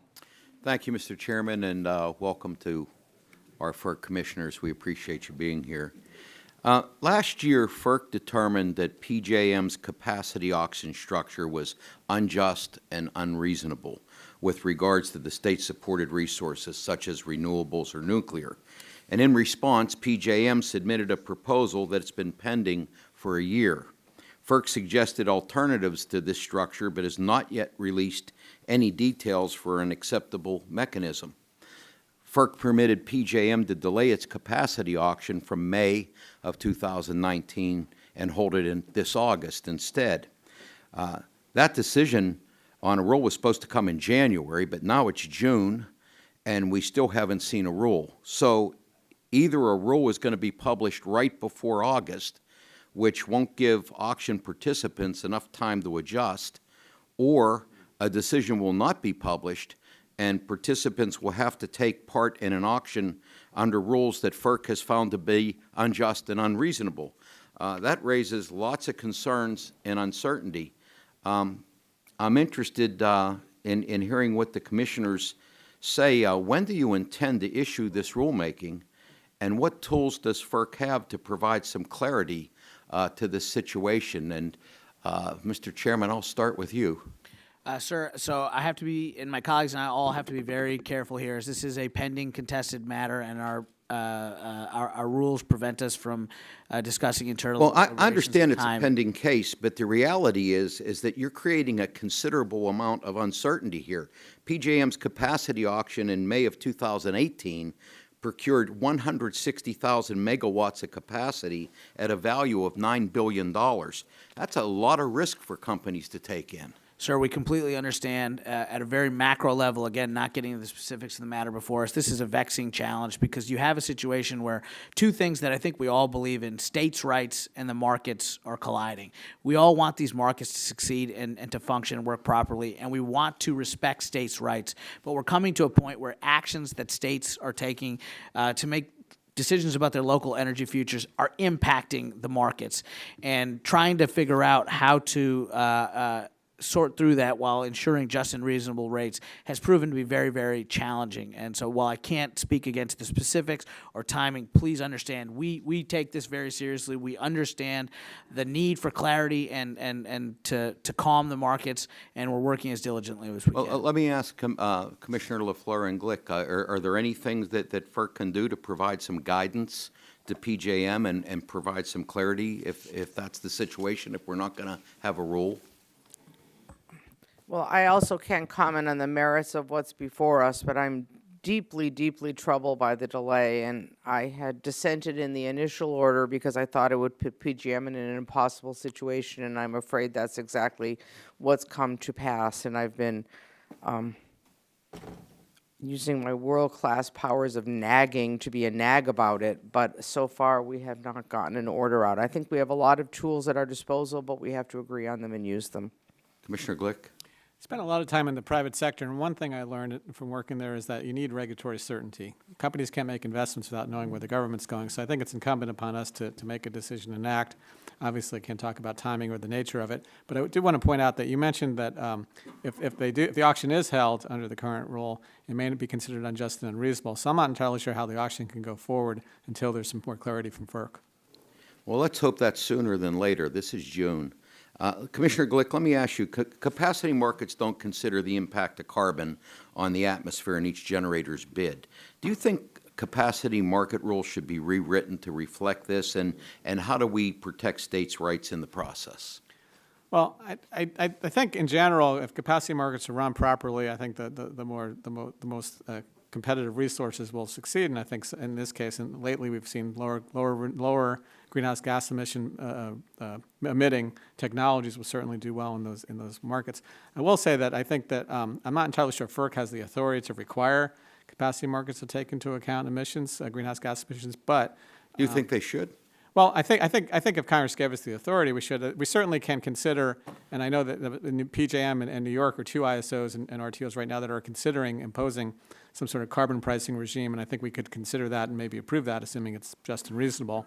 But I'm not sure that we can do that on our own authority right now. Well, I see my time's running up, but I would encourage you to please provide some clarity to what's going on with PJM. I don't know how they can hold an auction in August without a rule or without some direction from the Commission. I would urge that. Mr. Chairman, thank you. I yield back. The chair now recognizes Mr. Olson for 5 minutes. I thank the chair and welcome to our 4 FERC witnesses. And a special howdy to a native-born Texan, Commissioner McNamee. Howdy. I want to start with a question to you, Mr. Chatterjee, that is very important to people I work for in Texas 22 and my entire state. As you know, Houston is the heart of the American energy economy. We aren't just powering America, we are now powering the entire world. And as American energy becomes more dominant, that role keeps increasing for soon to be the 3rd largest city in America. We're going to overtake Chicago within 2 years. Sorry, Mr. Chairman, but those are the facts. Don't bet on it. FERC knows that fact and that there's a need for FERC to adjust to that reality. I think it's high time that we have commission staff right there in Houston, Texas, down where they are needed. You seem to agree. At the annual SARA Week a couple months ago in Houston, you told the Houston Chronicle, quote, "A Houston office makes a lot of sense." Can you talk about why a regional office in Houston makes sense? What are your plans to make it happen? And how can I help? Yes, sir. Thank you for the question and for your leadership in this area. How this all came about, there was a period last summer where I became genuinely concerned that we didn't have the staff and the resources in place to consider the number of LNG applications that were before us. And I truly believed there was a chance that we could miss this incredible American moment where U.S. LNG exports could benefit the economy, could benefit the environment by lowering global carbon emissions, and have geopolitical significance for America. But I was worried that FERC would miss our deadlines. And so we frantically worked to hire the lawyers and the engineers that were necessary to streamline the bureaucracy. We had an MOU with PHMSA, which enabled us to, earlier this year, we have now approved 4 LNG applications. We hadn't in 2 years. We've done 4. That's very significant, and it's due to this hard work. But I want to make sure that as the next wave of applications comes through, that we have the infrastructure in place to continue to consider them, because we are responsible not just for reviewing new applications, but for existing approved facilities as well. The expertise is in and around the Houston area. As you mentioned, you guys are the epicenter of the energy universe. That's where the schools are training the engineers and the lawyers who will do this work.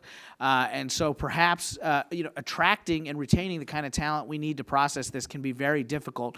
Maybe having an office in Houston, which is something that we're actively working towards and hope to have an announcement on soon, would give us that venue to get the talent where it is, identify the people on the ground, and make sure that America continues to take advantage of this incredible opportunity.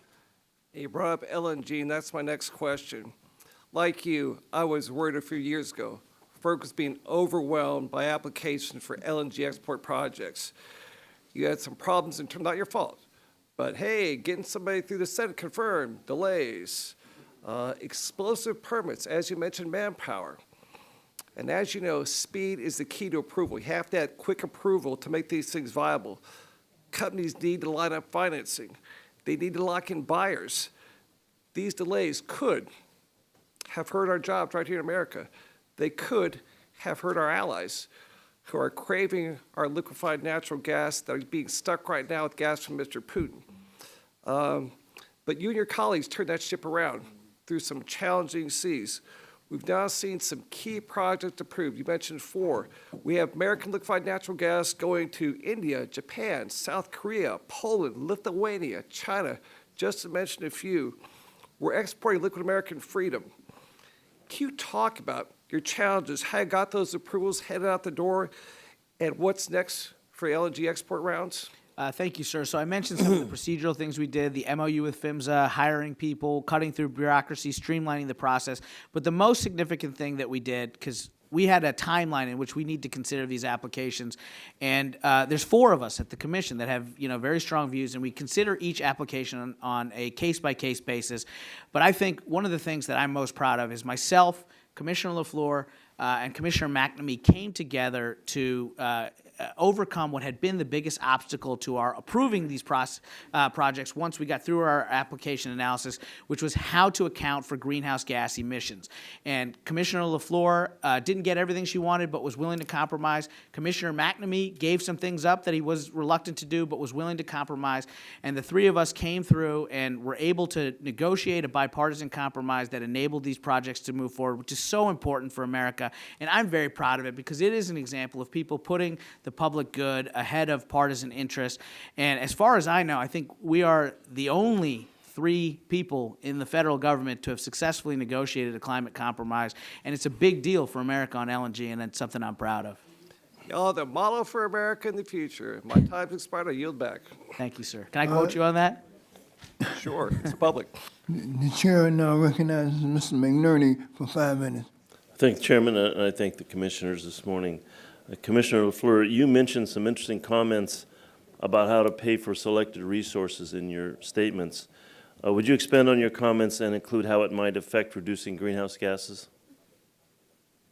Yes, what we're seeing is that right now, as you know, many states, including your own, have taken a pledge to do all they can at the state level to mitigate the impact of climate change. And they're doing it by, in many cases, requiring either carbon targets or percentages of clean resources or carbon-free resources.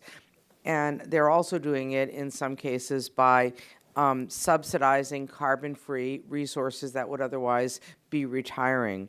What we're finding is that in regions with multi-state markets, when different states have different rules, it's difficult for the markets to accommodate that. And that's why we've been doing a lot of work in our dockets, as in the ISO New England docket, to put in place new rules where states can, because other resources are bidding into the markets without any subsidy, or in states that don't have any carbon rules, and how do we fairly price all of this? That's been a significant issue. Thank you. Commissioner Glick, do you feel that the electric grid can both expand service, say, to the transportation sector and reach 80% of penetration with renewable sources? And if so, how soon do you think we can do that? Well, I don't want to make a prediction about what year that might occur, but I certainly am confident that we can do it. I think there's been a number of studies, both at NREL and various RTOs around the country, that show that much greater penetrations of renewable energy are possible with very limited changes to transmission, for instance, and do it reliably. I'll give you examples. Iowa, Kansas, Oklahoma, all 3 of them already currently have more than 30% of wind power just on their grid. SPP, one of the RTOs in the region, has that. Like, we had a couple times where they were over 60% renewables just at one particular time. No reliability problem. California ISO, I think 76%, if I'm not mistaken, one day earlier this year. So there's enormous possibilities there, and I think they can be done relatively quickly, but I can't give you an exact actual year. Thank you. That's pretty exciting if we can reach 80% with renewables, in a reasonable time frame. Chairman Chatterjee, the FCC has approved of natural gas pipelines and LNGs, and that sounds good, but if only 2% of the natural gas escapes through to the atmosphere, then we're going to be in worse shape than if we used coal. So are you taking leakage into consideration? Are you putting high standards for the pipelines that are going in and for LNG? I mean, this is a pretty serious issue in my mind. I understand, sir, and we take very seriously our responsibility to evaluate the safety and environmental considerations of the energy infrastructure that we consider, and we look at each project on a case-by-case basis. What I can say is, the U.S. is currently at 1990s levels when it comes to carbon emissions in the power sector, and I think that is direct. But it's not just carbon. I mean, natural gas emissions are very much stronger in terms of greenhouse gas effects than carbon. But, sir, I think we are seeing market forces and the So deployment. the question of is, clean are you energy. putting high standards in for these pipelines? I believe we have the highest environmental standards and will continue to enforce them. Thank you. Also, regarding cybersecurity, Mr. Lauda and I introduced HR 359, the Enhancing Grid Security Through Public-Private Partnerships Act. Would you speak about how this and other cyber legislation would add to better defense of the grid? So I'm not familiar with the specifics of the legislation. Can you just give me a sort of top line on what it would achieve? Well, it uses public and private resources to give grid the electricity companies the resources they need to implement cyber measures. I would like to look at it more closely, but again, based on that description, it's certainly something that I'm interested in. As I mentioned earlier, the cybersecurity, I believe ensuring the reliability of the grid is the most important job that my colleagues and I play. Cybersecurity is a real threat, and we all have to remain vigilant on it. And I applaud you for your legislation. For briefly, what reliability gaps still exist that could be addressed by legislation? So, look, we have to constantly remain vigilant in ensuring the reliability of the grid. I do believe that the U.S. grid is the most reliable on the planet, but we are increasingly facing threats from hostile actors, and we need to do what we can. We discussed it earlier, the potential vulnerabilities to the cybersecurity or physical security of our pipeline infrastructure. That is certainly an area where we need greater focus. All right, thank you, Mr. Chairman. The chair now recognizes the ranking member of the full committee, Mr. Walden, for 5 minutes. Thank you, Mr. Chairman. Again, to all of you, thanks for your service to the country, and thanks for being here today to help us do our proper oversight. Under my chairmanship of the full committee, we prioritize policies that I think were both good for consumers and the environment, and we said they weren't mutually exclusive either. You can do both. In last Congress, in fact, this committee passed more than a dozen bills signed into law to give FERC new authorities and streamline existing processes to encourage new hydropower development and bring more accountability to the rate-making process. So what I'd like to know is what's the status on FERC's implementation of these bills, which were incorporated into the America's Water Infrastructure Act of 2018. And so I might go to Chairman Chatterjee, if you can you give me an update on what you're finding, what you're implementing, what's working, what's not, what do we need to improve upon? Because I think hydro, to Mr. McNerney's point, on some of the other sources of energy, hydro we know has no emissions to it, and so we'd like to know how you're doing implementing this. Thank you for the question and for your leadership on this issue as chair of the committee. Over the past few Congresses, this committee has pushed an infrastructure legislative reform initiative that included hydropower licensing reform. When it comes to implementation of these WRDA provisions, further details into the regulations that FERC was directed to promulgate pursuant to the America's Water Infrastructure Act of 2018. We're working on it.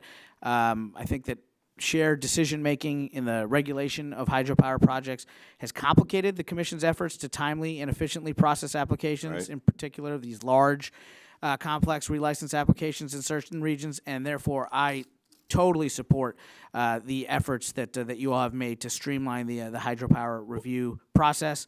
Having said that, the committee already attempts to set schedules for agencies, but none of that overrides these agencies' independent authority for the processes under their own statutes.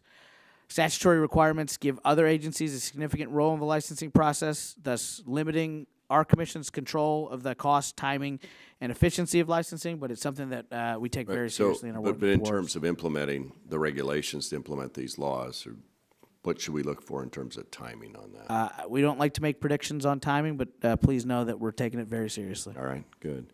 Because we vote. Yeah. Commissioner LaFleur reminds me that we did vote this out at our April open meeting. April, okay. I believe it was April. Yeah. Yeah, I know you are all juggling a lot like we are, so we appreciate that. Good. We made it by days in the statutory deadline to get the regs out. The staff did a great job. Well, now I'm going to give you a gold star. I think you're the only agency that's met things. Well, anyway. So I mentioned in my opening about constriction points and bottlenecks. I know the Northeast suffers from it, and I'm just curious. We did 11 hearings on electricity issues and grid modernization, pricing, electricity markets, because we're concerned on the electricity side, especially about this. But we know it's more than that.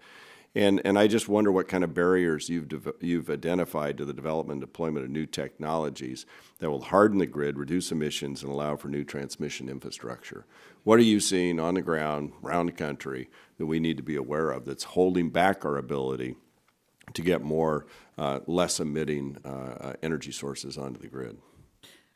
So what we have seen is just, there's some obstacles in place in the various RTOs and ISOs to new entrants, to new technologies, and that, legacy incumbents have procedural processes in place that they can use to prevent some of these new technologies from being compensated for the attributes that they provide. And so I think I point to Order 841 on battery storage that we were able to pass in 2018 and that we just dealt with on rehearing as a major breakthrough to enable battery storage technology to be compensated for all of the attributes and resources it provides in terms of energy capacity and ancillary services. We are now currently working on distributed energy aggregators to see similarly what barriers to entry there could be for these resources and the attributes that they could provide. And we will take the same careful, thoughtful, and legal approach that we did in addressing battery storage and considering that docket. Because I know some of that's starting to come to fruition. There's a project in my district that's going to be, I think, 300 megawatts. Now, I was told of one out of Texas, I think, where it's 300 megawatt hours, which is different. They can deal with the duck curve and maybe have 4 hours of storage. So are you seeing more and more of those sorts of combined projects coming to fruition since that order? I can let my colleagues. Yeah, anybody that wants to. I think we're seeing more proposals to develop storage and renewables in tandem, almost like we developed nuclear and pump storage together in the 60s. And on your other question on the choke points, I would say one of the biggest issues we have is the difficulty of building long line transmission between regions for the location-constrained renewables like the wind in the Midwest. And there's a number of reasons, but I think the state control of siting and the difficulty of going across multiple states is one of them. There was a company called Clean Line that tried to build HVDC, and they hit one state on every line. Now somebody's trying to take a couple of their routes. But I think that's the thing where Congress could maybe restore backstop siting would be really helpful. All right. My time's expired. Thank you, Mr. Chairman, and thanks to all of you.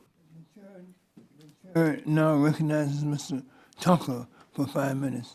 Thank you, Mr. Chairman. I welcome all of our commissioners here today. I believe all of our federal agencies need to do more to consider how to best address climate change.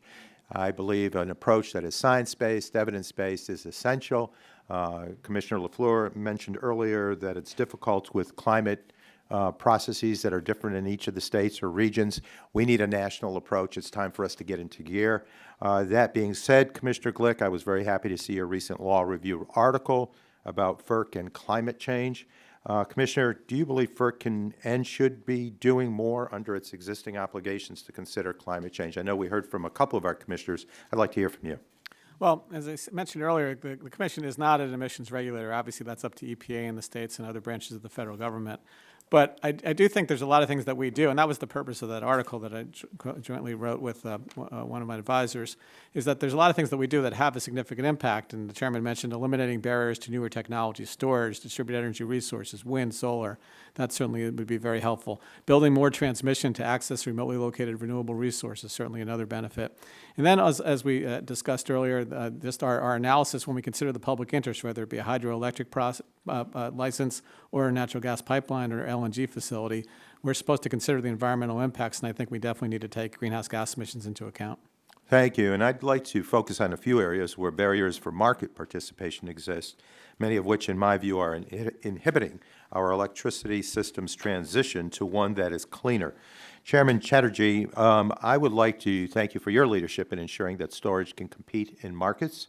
As RTOs seek to comply with Order 841, how important is it that energy storage resources will actually be able to participate effectively in all markets, including capacity markets? Yeah, I can't state enough how bullish I am on the future of energy storage, and I say this frequently, and people roll their eyes because they think it's a cliche, but I think energy storage is a game changer, and I think it has the capacity to fundamentally alter the way that we generate, distribute, and consume power in this country. And I think the point of Order 841 was to ensure that storage technologies could be compensated for energy, for capacity, and for ancillary services. I'm optimistic and hopeful that that will lead to a rapid and exponential increase in the deployment of these resources.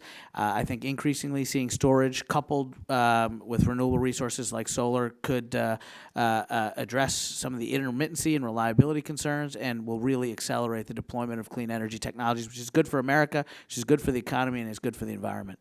Well, I would encourage our commissioners to make certain the rule is implemented as was intended by all the commissioners and enable the greatest participation possible for these resources. Similarly, I would encourage the Commission to move forward with finalizing the aggregated DER rule. As I recall, in February 2018, the FERC organization found it needed more information, and I believe there was a technical conference, was it in April of 2018? Now we're in June of 2019. There was a need to break down market barriers for DERs 3 years ago, and there's now an ample record. So what can we expect here? When will this be finalized? Is there other information that you're waiting for? What's the update on the DER rule? Sir, if I could just speak to that. So we had originally, in 2016, under Chairman Bay's leadership, considered both the storage rule and DERs together. As some of the newer members, myself, Commissioner Glick, came to the Commission, we realized that both rulemakings were further behind than we thought they were in the process prior to our confirmation. We were further ahead on storage than we were on DER, and so we made the decision, since storage was ready to move forward with it, despite the fact that we still had more work to do on DER. I made a commitment to Commissioner Glick at that time that as long as I was serving on the commission, as chair or not, that I would not allow DER to languish. We continue to work on it. There are some legal questions that we need to answer. I don't want to make a prediction on timing. We don't do that, but please know that we're all working diligently towards addressing that. So there's no more information? You're just going through the we have some complex legal questions that we are currently wrestling with. I don't like to comment on our internal deliberations, but there's some complex legal challenges.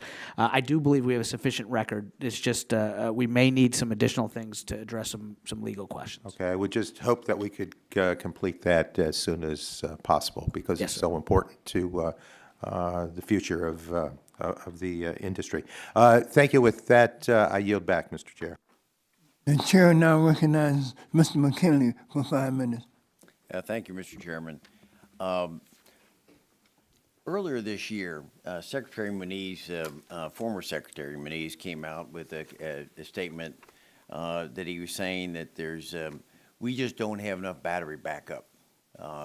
That in the long term, he says there's nowhere near enough to back up the power on the high voltage grids in the long term. Now, if building off that, the supply chain for battery development is becoming more and more dependent on foreign sources. And 60 Minutes just came out with this report on Sunday talking about, for example, rare earths and our dependency on something where China's dominated 80% of the rare earths. But yet, for battery storage, we're relying on Chile, Argentina, where the blood diamonds of Congo to get our cobalt, and we're also in Asia. So we're becoming more and more reliant on other, because we don't want it in our backyard. We don't want to harvest these minerals in our backyard.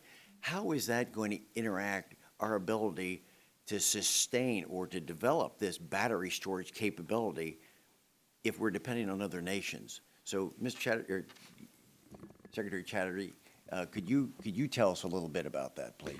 Thank you for the question, sir. So as to, critical minerals and their availability. That's outside of the purview of the commission. I do have some familiarity with it during my time in Congress. I recall legislation being introduced in the Senate to address the very questions that you raise.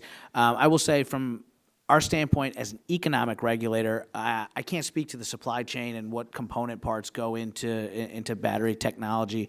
Our role doesn't fit there, but what we do is, enable in our oversight of the markets to enable these technologies to be deployed in markets, and so the market demand is going to be there because of some of the facilitations that we've done through our rulemakings, but I leave it to others to speak to the dynamics of the component parts. And I hope we can get back and have more of a conversation about this, because I think it's going to be something we're going to have to address, and I'd like to understand what Congress can do to help expedite that. But let's continue on that, because I have a high regard for former Secretary Moniz when he was with DOE and now in his role speaking out. He's continuing to say, he said it first in 2013, and he said it again earlier this year, that we need to be spending more time and focus on carbon capture and nuclear energy. Now, he said that in 13. And so in 13, from 13 to 19, during that 6-year period of time, coal utilization went from 40% down to 23%. And in that same time, nuclear power they're going to be over 10% of their capacity is going to be lost. So my question in part, given that what we were just talking about battery storage, if we don't have the capability of being able to have battery storage now, what's going to happen?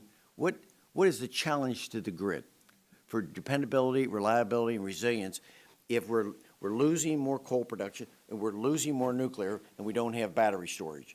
What's the impact? Sure. So thank you for the question. And again, you and I have had numerous conversations of this, and you're very passionate about it. I, like you, come from coal country, and I've seen firsthand the devastation that occurs in communities when the plants and the mines that feed them shut down. I similarly, because of my concern about carbon mitigation, am worried about the retirement of nuclear generation. What we are doing at the Commission is closely examining whether, in fact, some of the concerns that you raise could come to fruition, whether the premature retirement of some of these units, could they lead potentially to, depending on the deployment of other technologies and other resources, to an impact on the reliability and the resilience of the grid. Thus far, as I mentioned earlier, when Secretary Perry submitted his NOPR, our record did not support taking action in that area. We currently have a far more robust record in front of us as we examine the question of resilience. We're going to be very, very careful about it to look to see what the energy transition and its impacts are going to have. But it's any action we may or may not take has to be based on the record, has to be based on the evidence, and we will very, very thoughtfully and carefully examine that record. In the closing seconds, I just like, maybe it's the elephant in the room. We don't have a fifth commissioner. Would having a fifth commissioner, would that expedite some of the rules that have been sitting there for, we heard earlier some of the time that they haven't, no action has been taken. Would a fifth commissioner move things along? I think the commission is always strongest when it has a full complement of 5 commissioners. That said, and I want to see 5 full commissioners here, but I point to the bipartisan agreement that my colleagues and I reached on LNG, as well as on battery storage, that were 3-1 votes that had different combinations of us, and I think that's a great example of how we're continuing to get our work done despite the fact that we're in a 2-2 environment. Thank you. I yield back. Thank you. Chair, now recognize Mr. Welch. Thank you, Mr. Chairman. I'll start with a man bites dog story. Largest utility in Vermont has a lot of dams, and they're going through relicensing, and they tell me that working with FERC is tremendous. So I don't know how that happened, but maybe you ought to get the word out to some of your other agencies. Second, I want to thank Commissioner LaFleur for coming to Vermont. We appreciated having you, and someday your colleagues may show similar good judgment. Third, I want to talk about battery storage technology.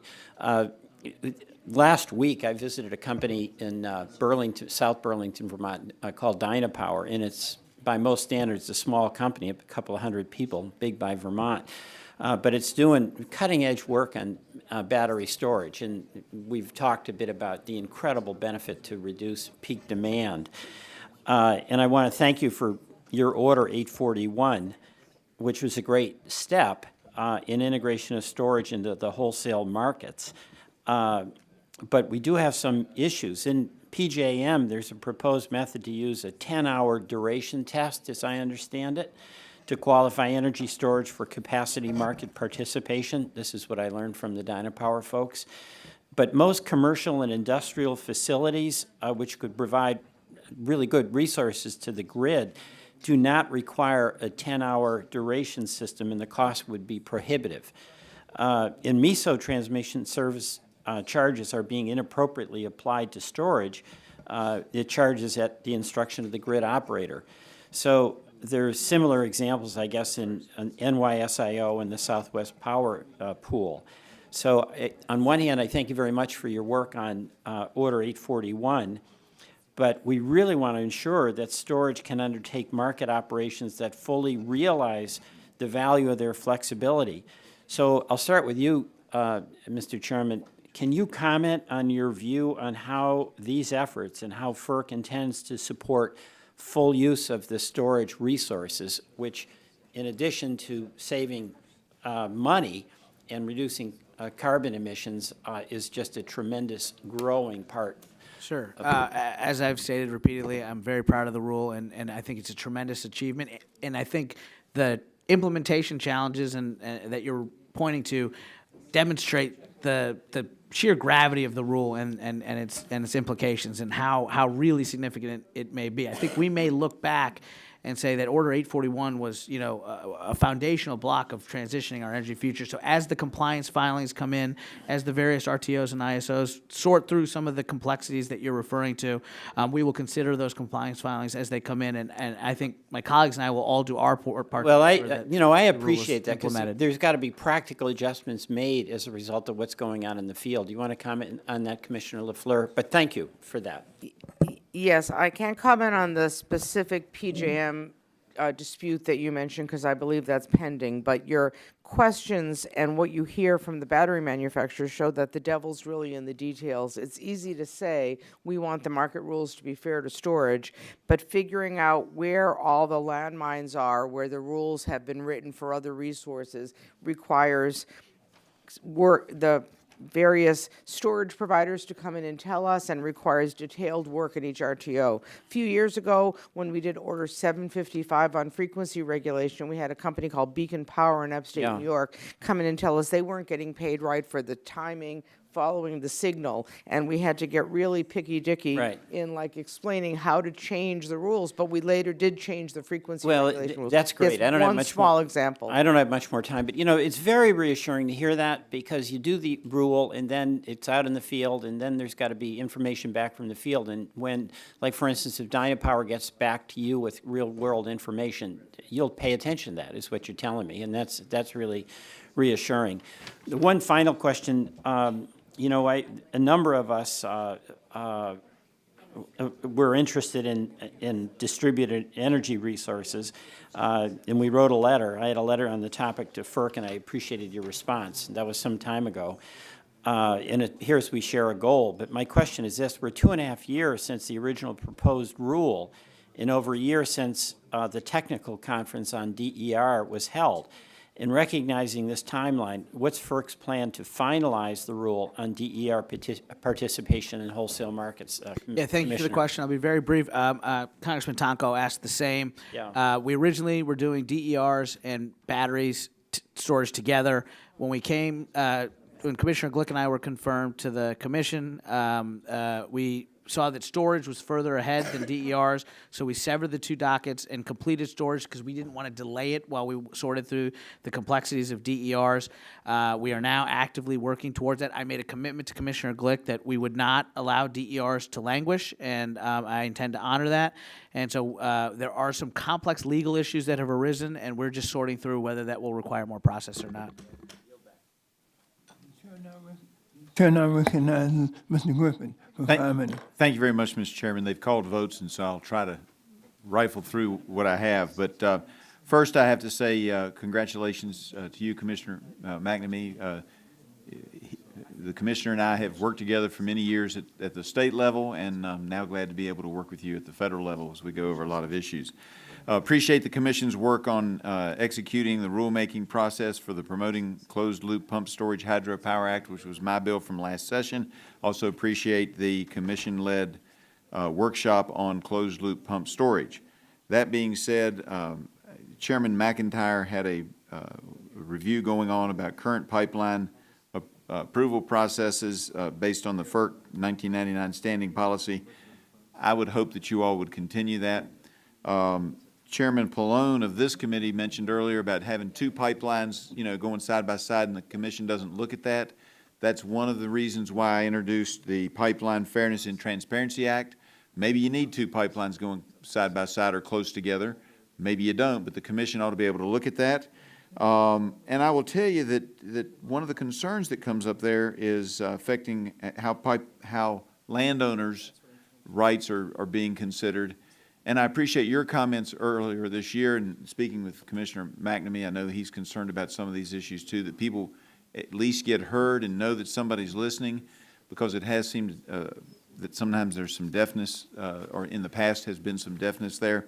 And I received this this morning from a constituent, and I'm just going to rattle it off and then give you whatever time we got left. Landowners dealing with the siting of natural gas pipelines are frustrated, and we have no property rights in the current FERC process.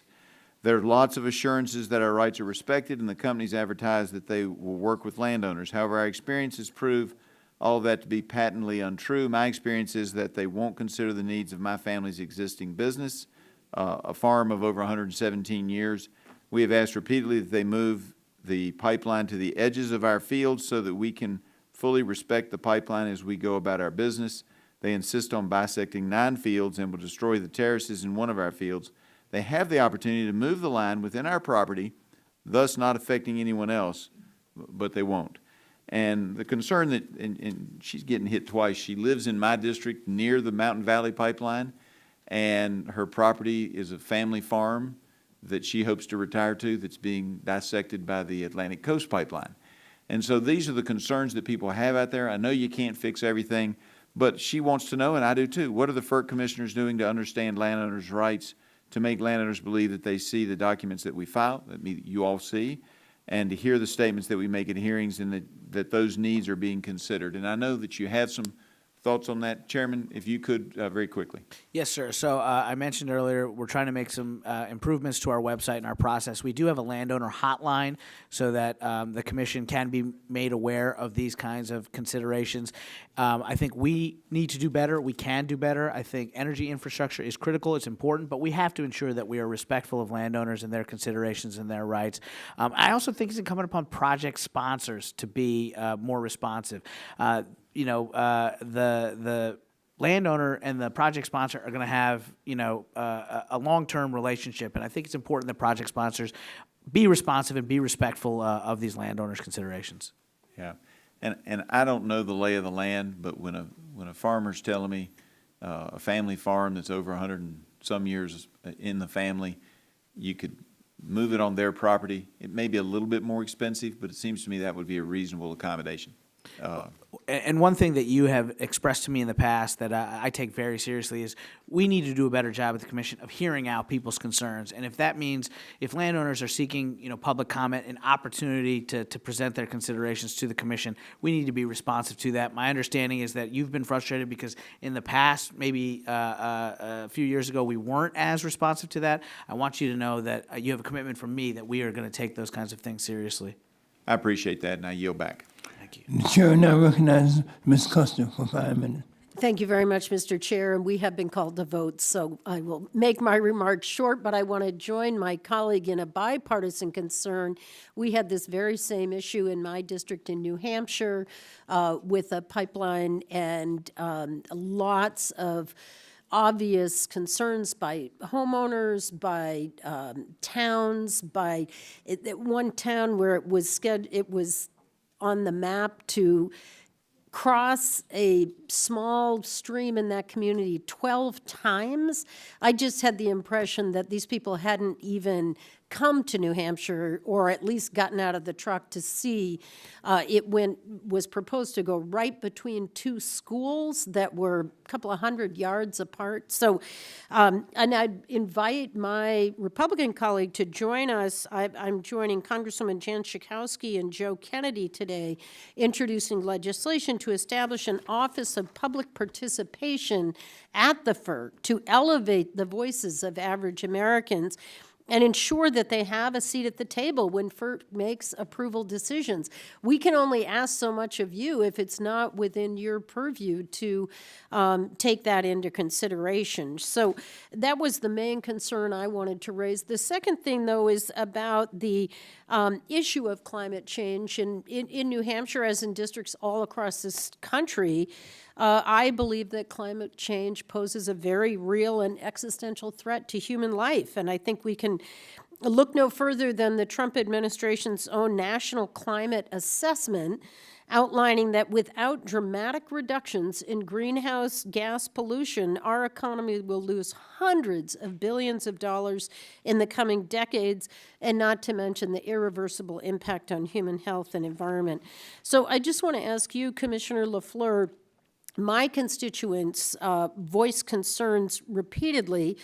This is on a daily basis. We get emails and calls and letters about the dramatic expansion of natural gas infrastructure because of the contribution to greenhouse gas emissions. I understand your tenure on the FERC is coming to a close, but do you believe the damaging effects of climate change should be more strongly considered when FERC approves fossil fuel projects? Thank you for the question, and yes, I do. I think that, first of all, we should make sure that all of the pipelines that we are approving are truly needed by looking at the regional need. I happen to think New England, where there's a lot of gas constraints, might need more gas, although they're doing well with the import in the winter so far. But in addition to making sure things are truly needed, I think that we should take into account in our balancing the impact of the downstream combustion of the gas when it's used. And I've tried to do that on my own by doing some of those figures in my concurrences and saying no, for example, in the two co-located pipelines that Congressman Griffith talked about. I had dissented because I thought they were too close together, but I think it would behoove the Commission to have a process to more squarely consider it. Thank you very much. And Commissioner McNamee, I understand FERC's responsibility to approve energy projects that are in the public interest. Do you believe that mitigating the damaging effects of climate change are in the public interest and the interest of future generations of Americans? I believe that climate change is something that we all need to be concerned about. I think the issue about how FERC addresses the issue of climate change and greenhouse gas emissions really has to originate first in our organic statute about the authority, and that's the Natural Gas Act, and how that's supposed to be used to interpret public interest. Do you interpret that law as giving you any leeway on taking into account the damaging impacts of? Well, I can tell you that what I do is I also look at our obligations under NEPA to take a hard look at all the environmental issues, including climate change, when I make a decision. I don't think it'd be appropriate because it's a legal issue that comes before us about what does the statute specifically mean, but I can say that we do take a serious look. I personally take a serious look at the issues of greenhouse gas emissions, particularly pursuant to our NEPA responsibilities. Great. Thank you very much. I yield back. The chair thanks the gentlelady. Most are occurring on the floor, and the subcommittee will stand in recess until immediately after the votes have concluded.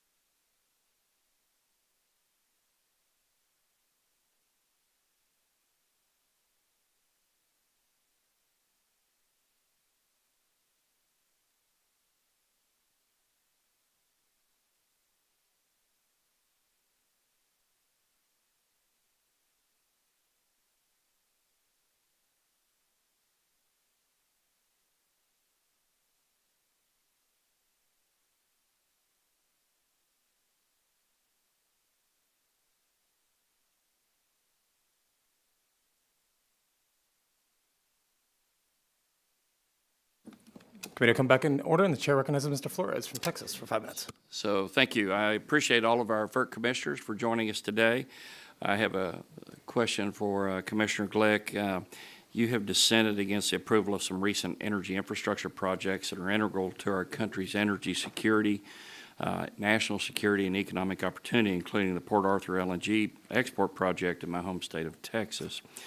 These critical energy infrastructure projects create well-paying jobs at home. They help our allies in Europe diversify their energy security, and they reduce the impact of dirtier fuels that are replaced by clean LNG. In your dissents and in testimony today, you mentioned the need to explore possible mitigation measures with respect to greenhouse gas emissions, and I would like to know more about what you mean by this. My first question is this: do you have a mitigation standard by which future energy projects could earn your approval? Well, thank you for the question, Mr. Flores. It's actually a very important issue, and you know, if you go back and look at all of our approvals on Port Arthur is a good example. That we found other environmental concerns, for instance, wetlands, loss of wetlands associated with the project, or migratory birds, for instance, in some cases. Do you have a mitigation standard? And in what we did in those cases, we actually mitigated those losses essentially. So I don't know if I have a single standard, but one potential option, certainly a company can buy renewable energy credits. It could certainly use renewable energy or zero emissions like nuclear power to liquefy the natural gas. There's a variety of options for the company to do. If you have more, go ahead and supplementally advise that. Yeah. My next question is this, what your mitigation expectations might be, and more importantly, what are the cost of those mitigation measures, including the following: what's the impact on project delay costs? What's the impact on lost jobs? What's the impact on balance of trade payments?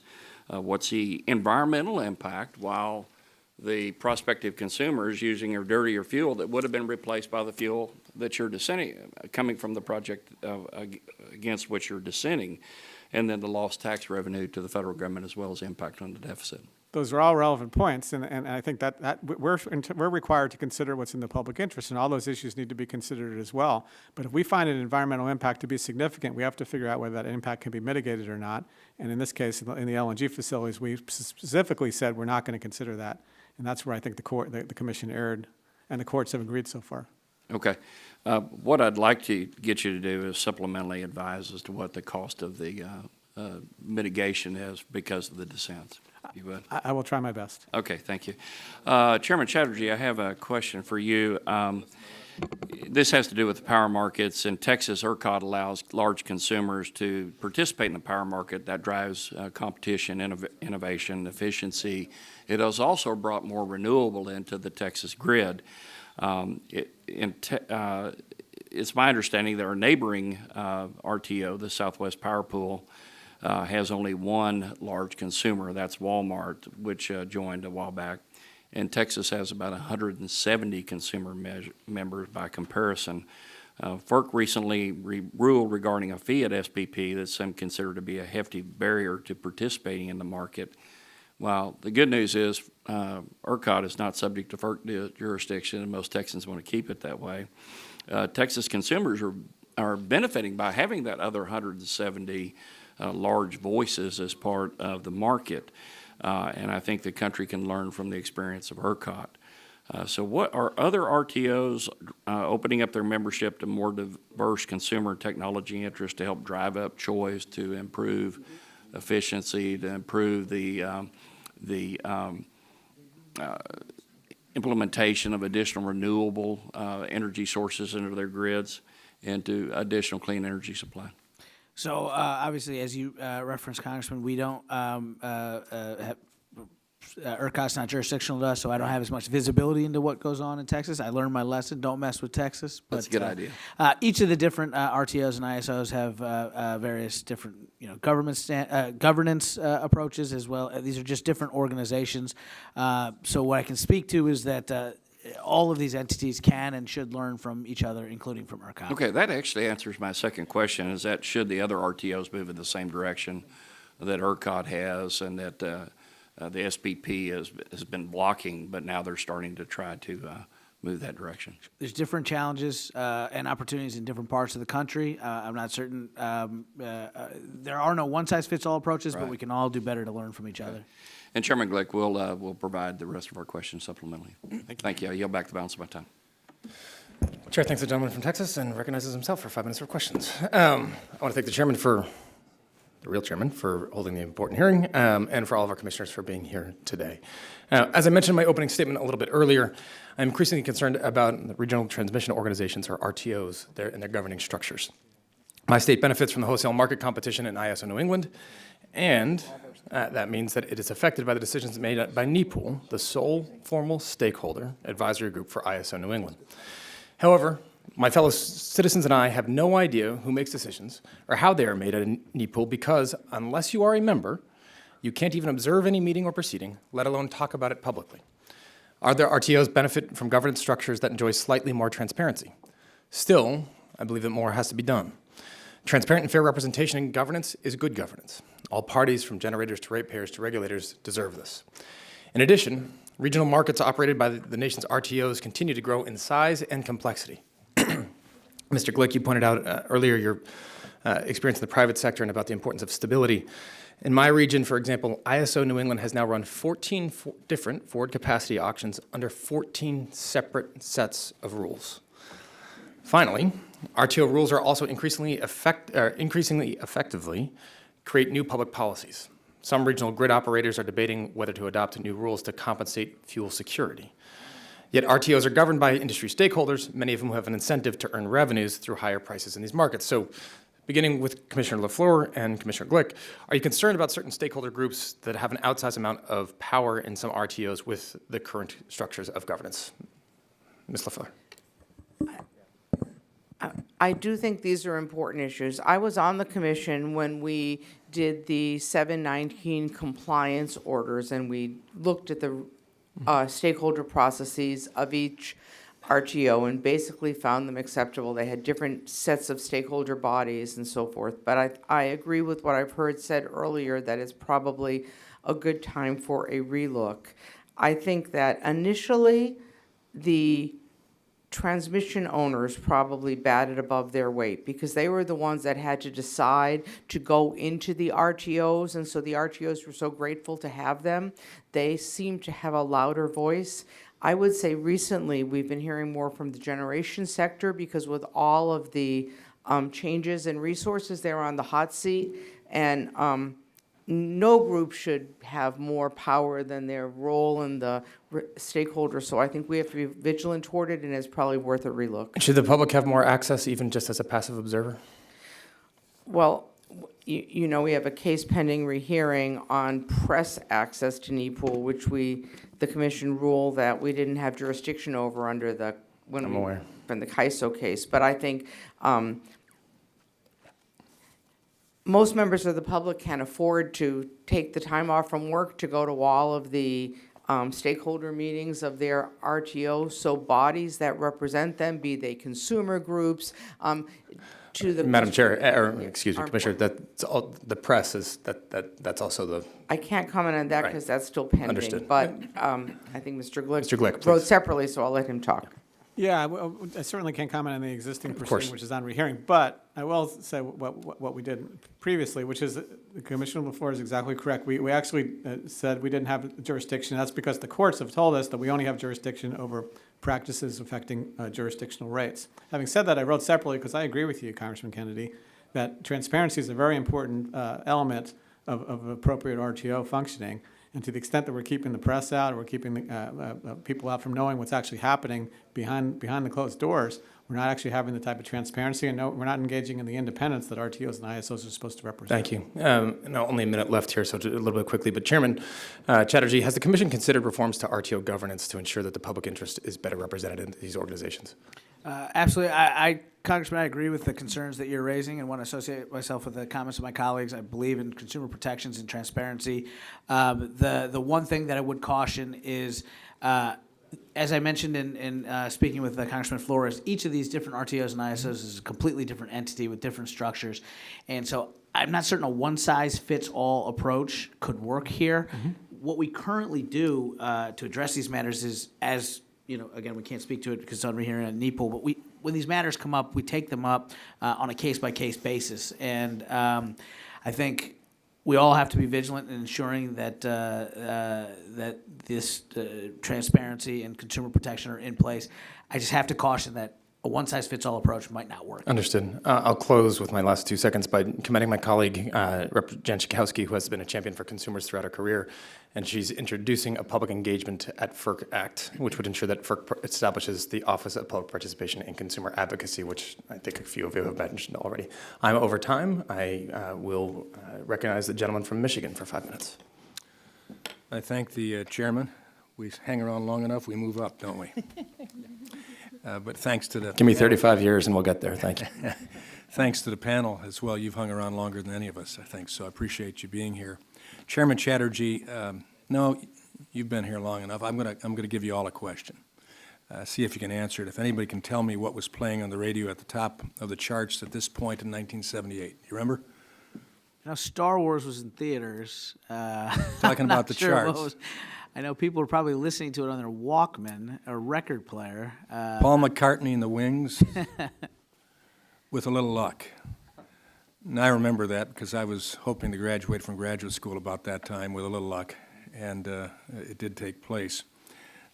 Just using that a bit here because with a little luck and a little push from both Congress as well as FERC, we could shake it up and bring our energy laws into the 21st century.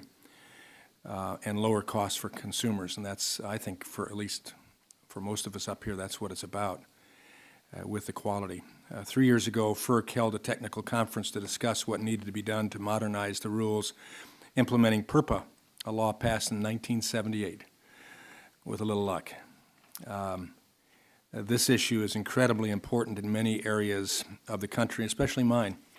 Because customers are paying billions of dollars in, I believe, unnecessary costs right now for PURPA contracts. Started with a great idea, did what it was supposed to do, but it's time for some improvement. FERC's current rules encourage the uneven, unplanned, and uneconomic development of QFs and provide subsidies that promote QFs at the expense of customers, of system reliability, and more competitive, cost-effective generation resources.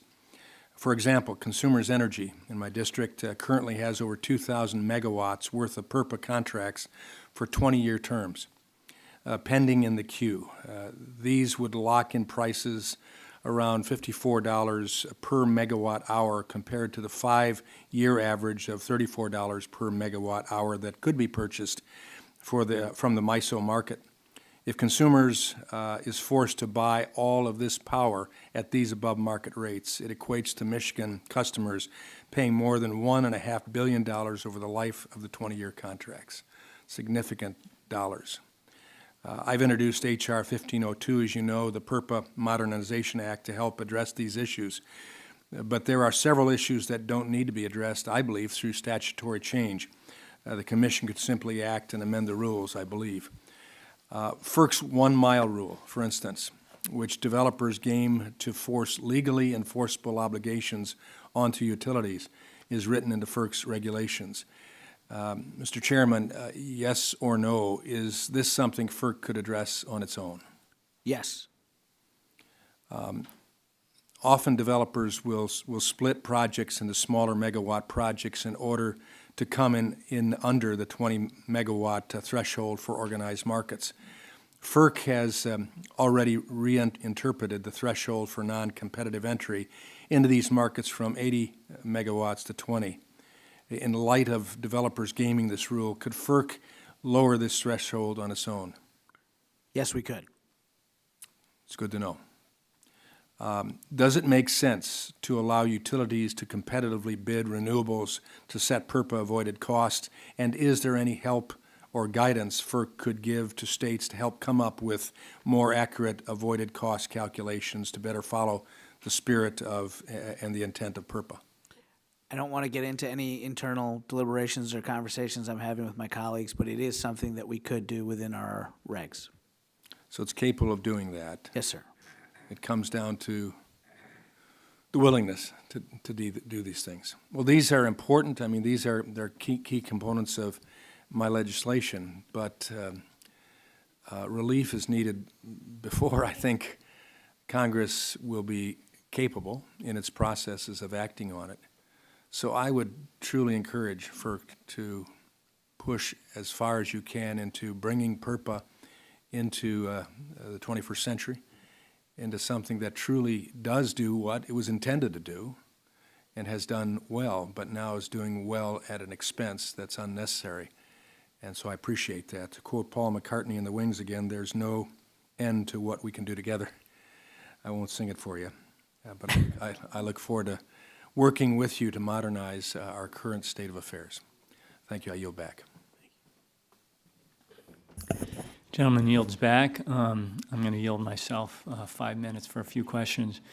Commissioner Glick, and first of all, thank you all for staying as long as you did, and you saw from the early attendance here at the hearing, there's a lot of interest. Commissioner Glick, your testimony, you talk about how the environmental effects factor directly in the public interest standard that the Commission is supposed to meet under the Natural Gas Act, and I certainly agree with that. There are public interest and environmental interest considerations under the Federal Power Act as well. Unfortunately, my view is the Commission doesn't always give those interests the sufficient weight that they deserve in the decision-making that happens, and I'm aware of several examples, actually in the case of the relicensing of the Conowingo Dam. States have a very important role to play in the licensing of projects that FERC considers, but too often it seems that FERC is siding with project applicants at the expense of state concerns for broader public and environmental interests. So could you just speak quickly to what you think the Commission can do to ensure that these broader public interests, like climate change, environmental quality, and so forth, get the appropriate consideration?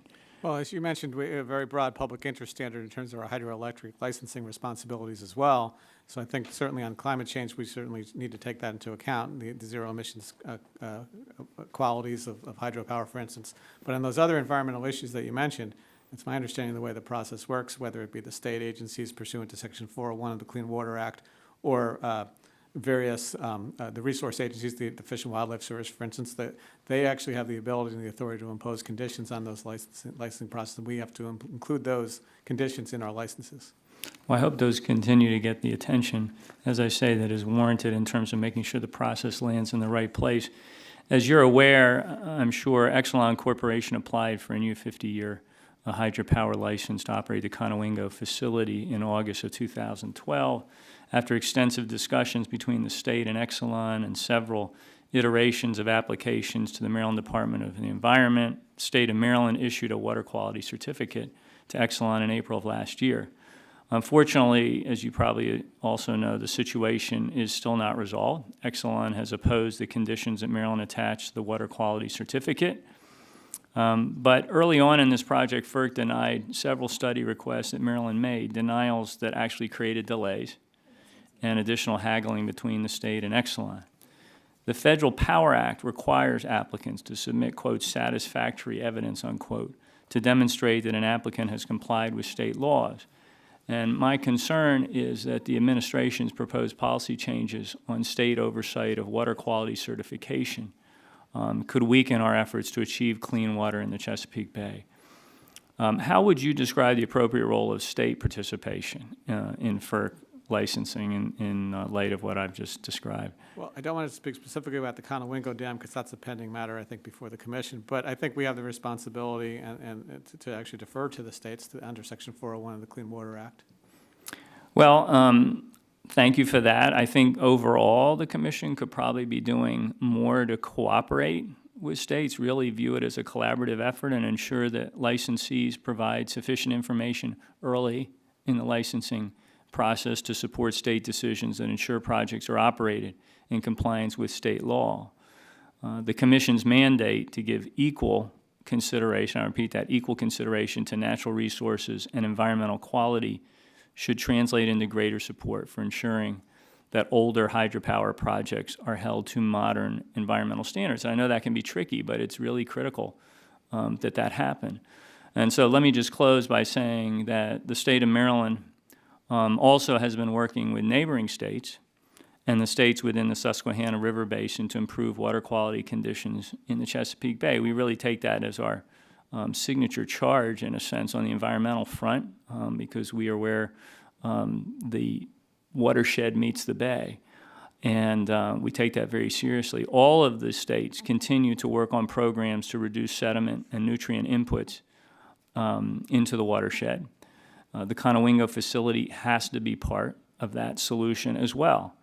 And this relicensing provides that once-in-a-generation opportunity to get it right, to address the sediment issues associated with the dam and the facility's operation. So we have to address that issue, and if we don't address it, we're going to be putting the health of the entire Chesapeake Bay in jeopardy. It's impossible to overstate how critical this project is to the Bay. So as a member of the Maryland delegation, as somebody who takes that charge extremely seriously, I ask you to give that real consideration. I yield back the balance of my time. Chair recognizes Mr. Veazey from Texas for 5 minutes. Thank you, Mr. Chair. I want to thank you and the witnesses for appearing before the subcommittee today to discuss the critical role FERC has in ensuring our energy markets are operating fairly. I would like to discuss the Department of Energy coal and nuclear bailout proposal that would have resulted in higher energy bills for consumers. And in late 2017, the Trump administration revised a plan to force consumers to buy power from coal and nuclear plants on the decline, claiming that the costly and legally dubious plan was necessary due to fuel threats faced by our power grid. While FERC unanimously opposed the plan, when asked yesterday at an event hosted by Edison Electric about providing incentives to failing plants, the Secretary suggested asking the question of FERC instead. And so given the nature of today's hearing and the witnesses we have before us today, I would like to follow Secretary Perry's suggestion and ask you to respond to these questions. Is providing incentives to failing coal and nuclear plants a priority for FERC at this time? Thank you for the question, Congressman. As you mentioned, in the fall of 2017, Secretary Perry submitted a notice of proposed rulemaking asking that certain plants be compensated, baseload plants be compensated for having the attribute of having on-site fuel. At FERC, we are a record-based, evidence-based agency, and we examined the record and we determined that the record did not support taking the action that Secretary Perry had suggested. In the process of voting down the notice of proposed rulemaking from DOE, we opened a new docket to do a thorough examination of grid resilience. And now, about 18 months later, we have a far more robust understanding and record of what the potential challenges that may arise from the premature retirements of these baseload plants. My colleagues and I need to sort through what, if any, actions need to be taken. I think from my vantage point, the next step ought to be engagement with the RTOs and the ISOs and the states to see what they are seeing in terms of fuel security and what's working, what potential risks are on the horizon. But I will assure you, should the Commission take any action, and I'm not saying it's certain we will take any action, should the Commission take any action, it would be fuel neutral, technology neutral, based on the evidence in the record before us without any political influence. I know also in an earlier interview, Secretary Perry had was quoted as saying that the Department of Energy was pretty much done with the idea of providing funding for resilience as it awaits its input from stakeholders. And in January of last year, FERC initiated a new proceeding to examine the resilience of the bulk power system. Can you share any of your findings pursuant to this proceeding? So that's the proceeding I was referring to, sir. All I'll say is Secretary Perry raised a very serious question, and I do think over the past year and a half, the concept of resilience and this question about what the energy transition means for the security and stability of the grid is one that we're having in energy circles, and I think that's productive. And I think that we will continue to engage in this kind of productive dialogue. But at this time, I'm not going to speak to any potential actions the Commission may or may not take because my colleagues and I need to still further determine what the next steps should be in reviewing the record that's before us in this new proceeding. So again, I think I myself and my team have worked our way through the record. I have come to the conclusion that I would like to see some further engagement with the RTOs and the ISOs and the states, but I need to I don't want to get ahead of my colleagues or Commission staff. I need to confer with my colleagues to see if they agree that further examination in this area is necessary. Thank you. Yield back. Gentleman yields back. I don't think we have any additional members, so that concludes our panel. I want to thank you all. I request unanimous consent to enter the following items into the record. A letter from associations representing commercial, industrial, and residential ratepayers and public interest groups. A letter from 198 Methods. A letter from the National Rural Electric Cooperative Association. And again, let me thank our witnesses. I know you've been here for quite a while. We thank you for participating in today's hearing. I want to remind members that pursuant to committee rules, they have 10 business days to submit additional questions for the record to be answered by the witnesses who've appeared, and I ask each witness to respond promptly to any such questions that you may receive. We appreciate that. At this time, the subcommittee is adjourned.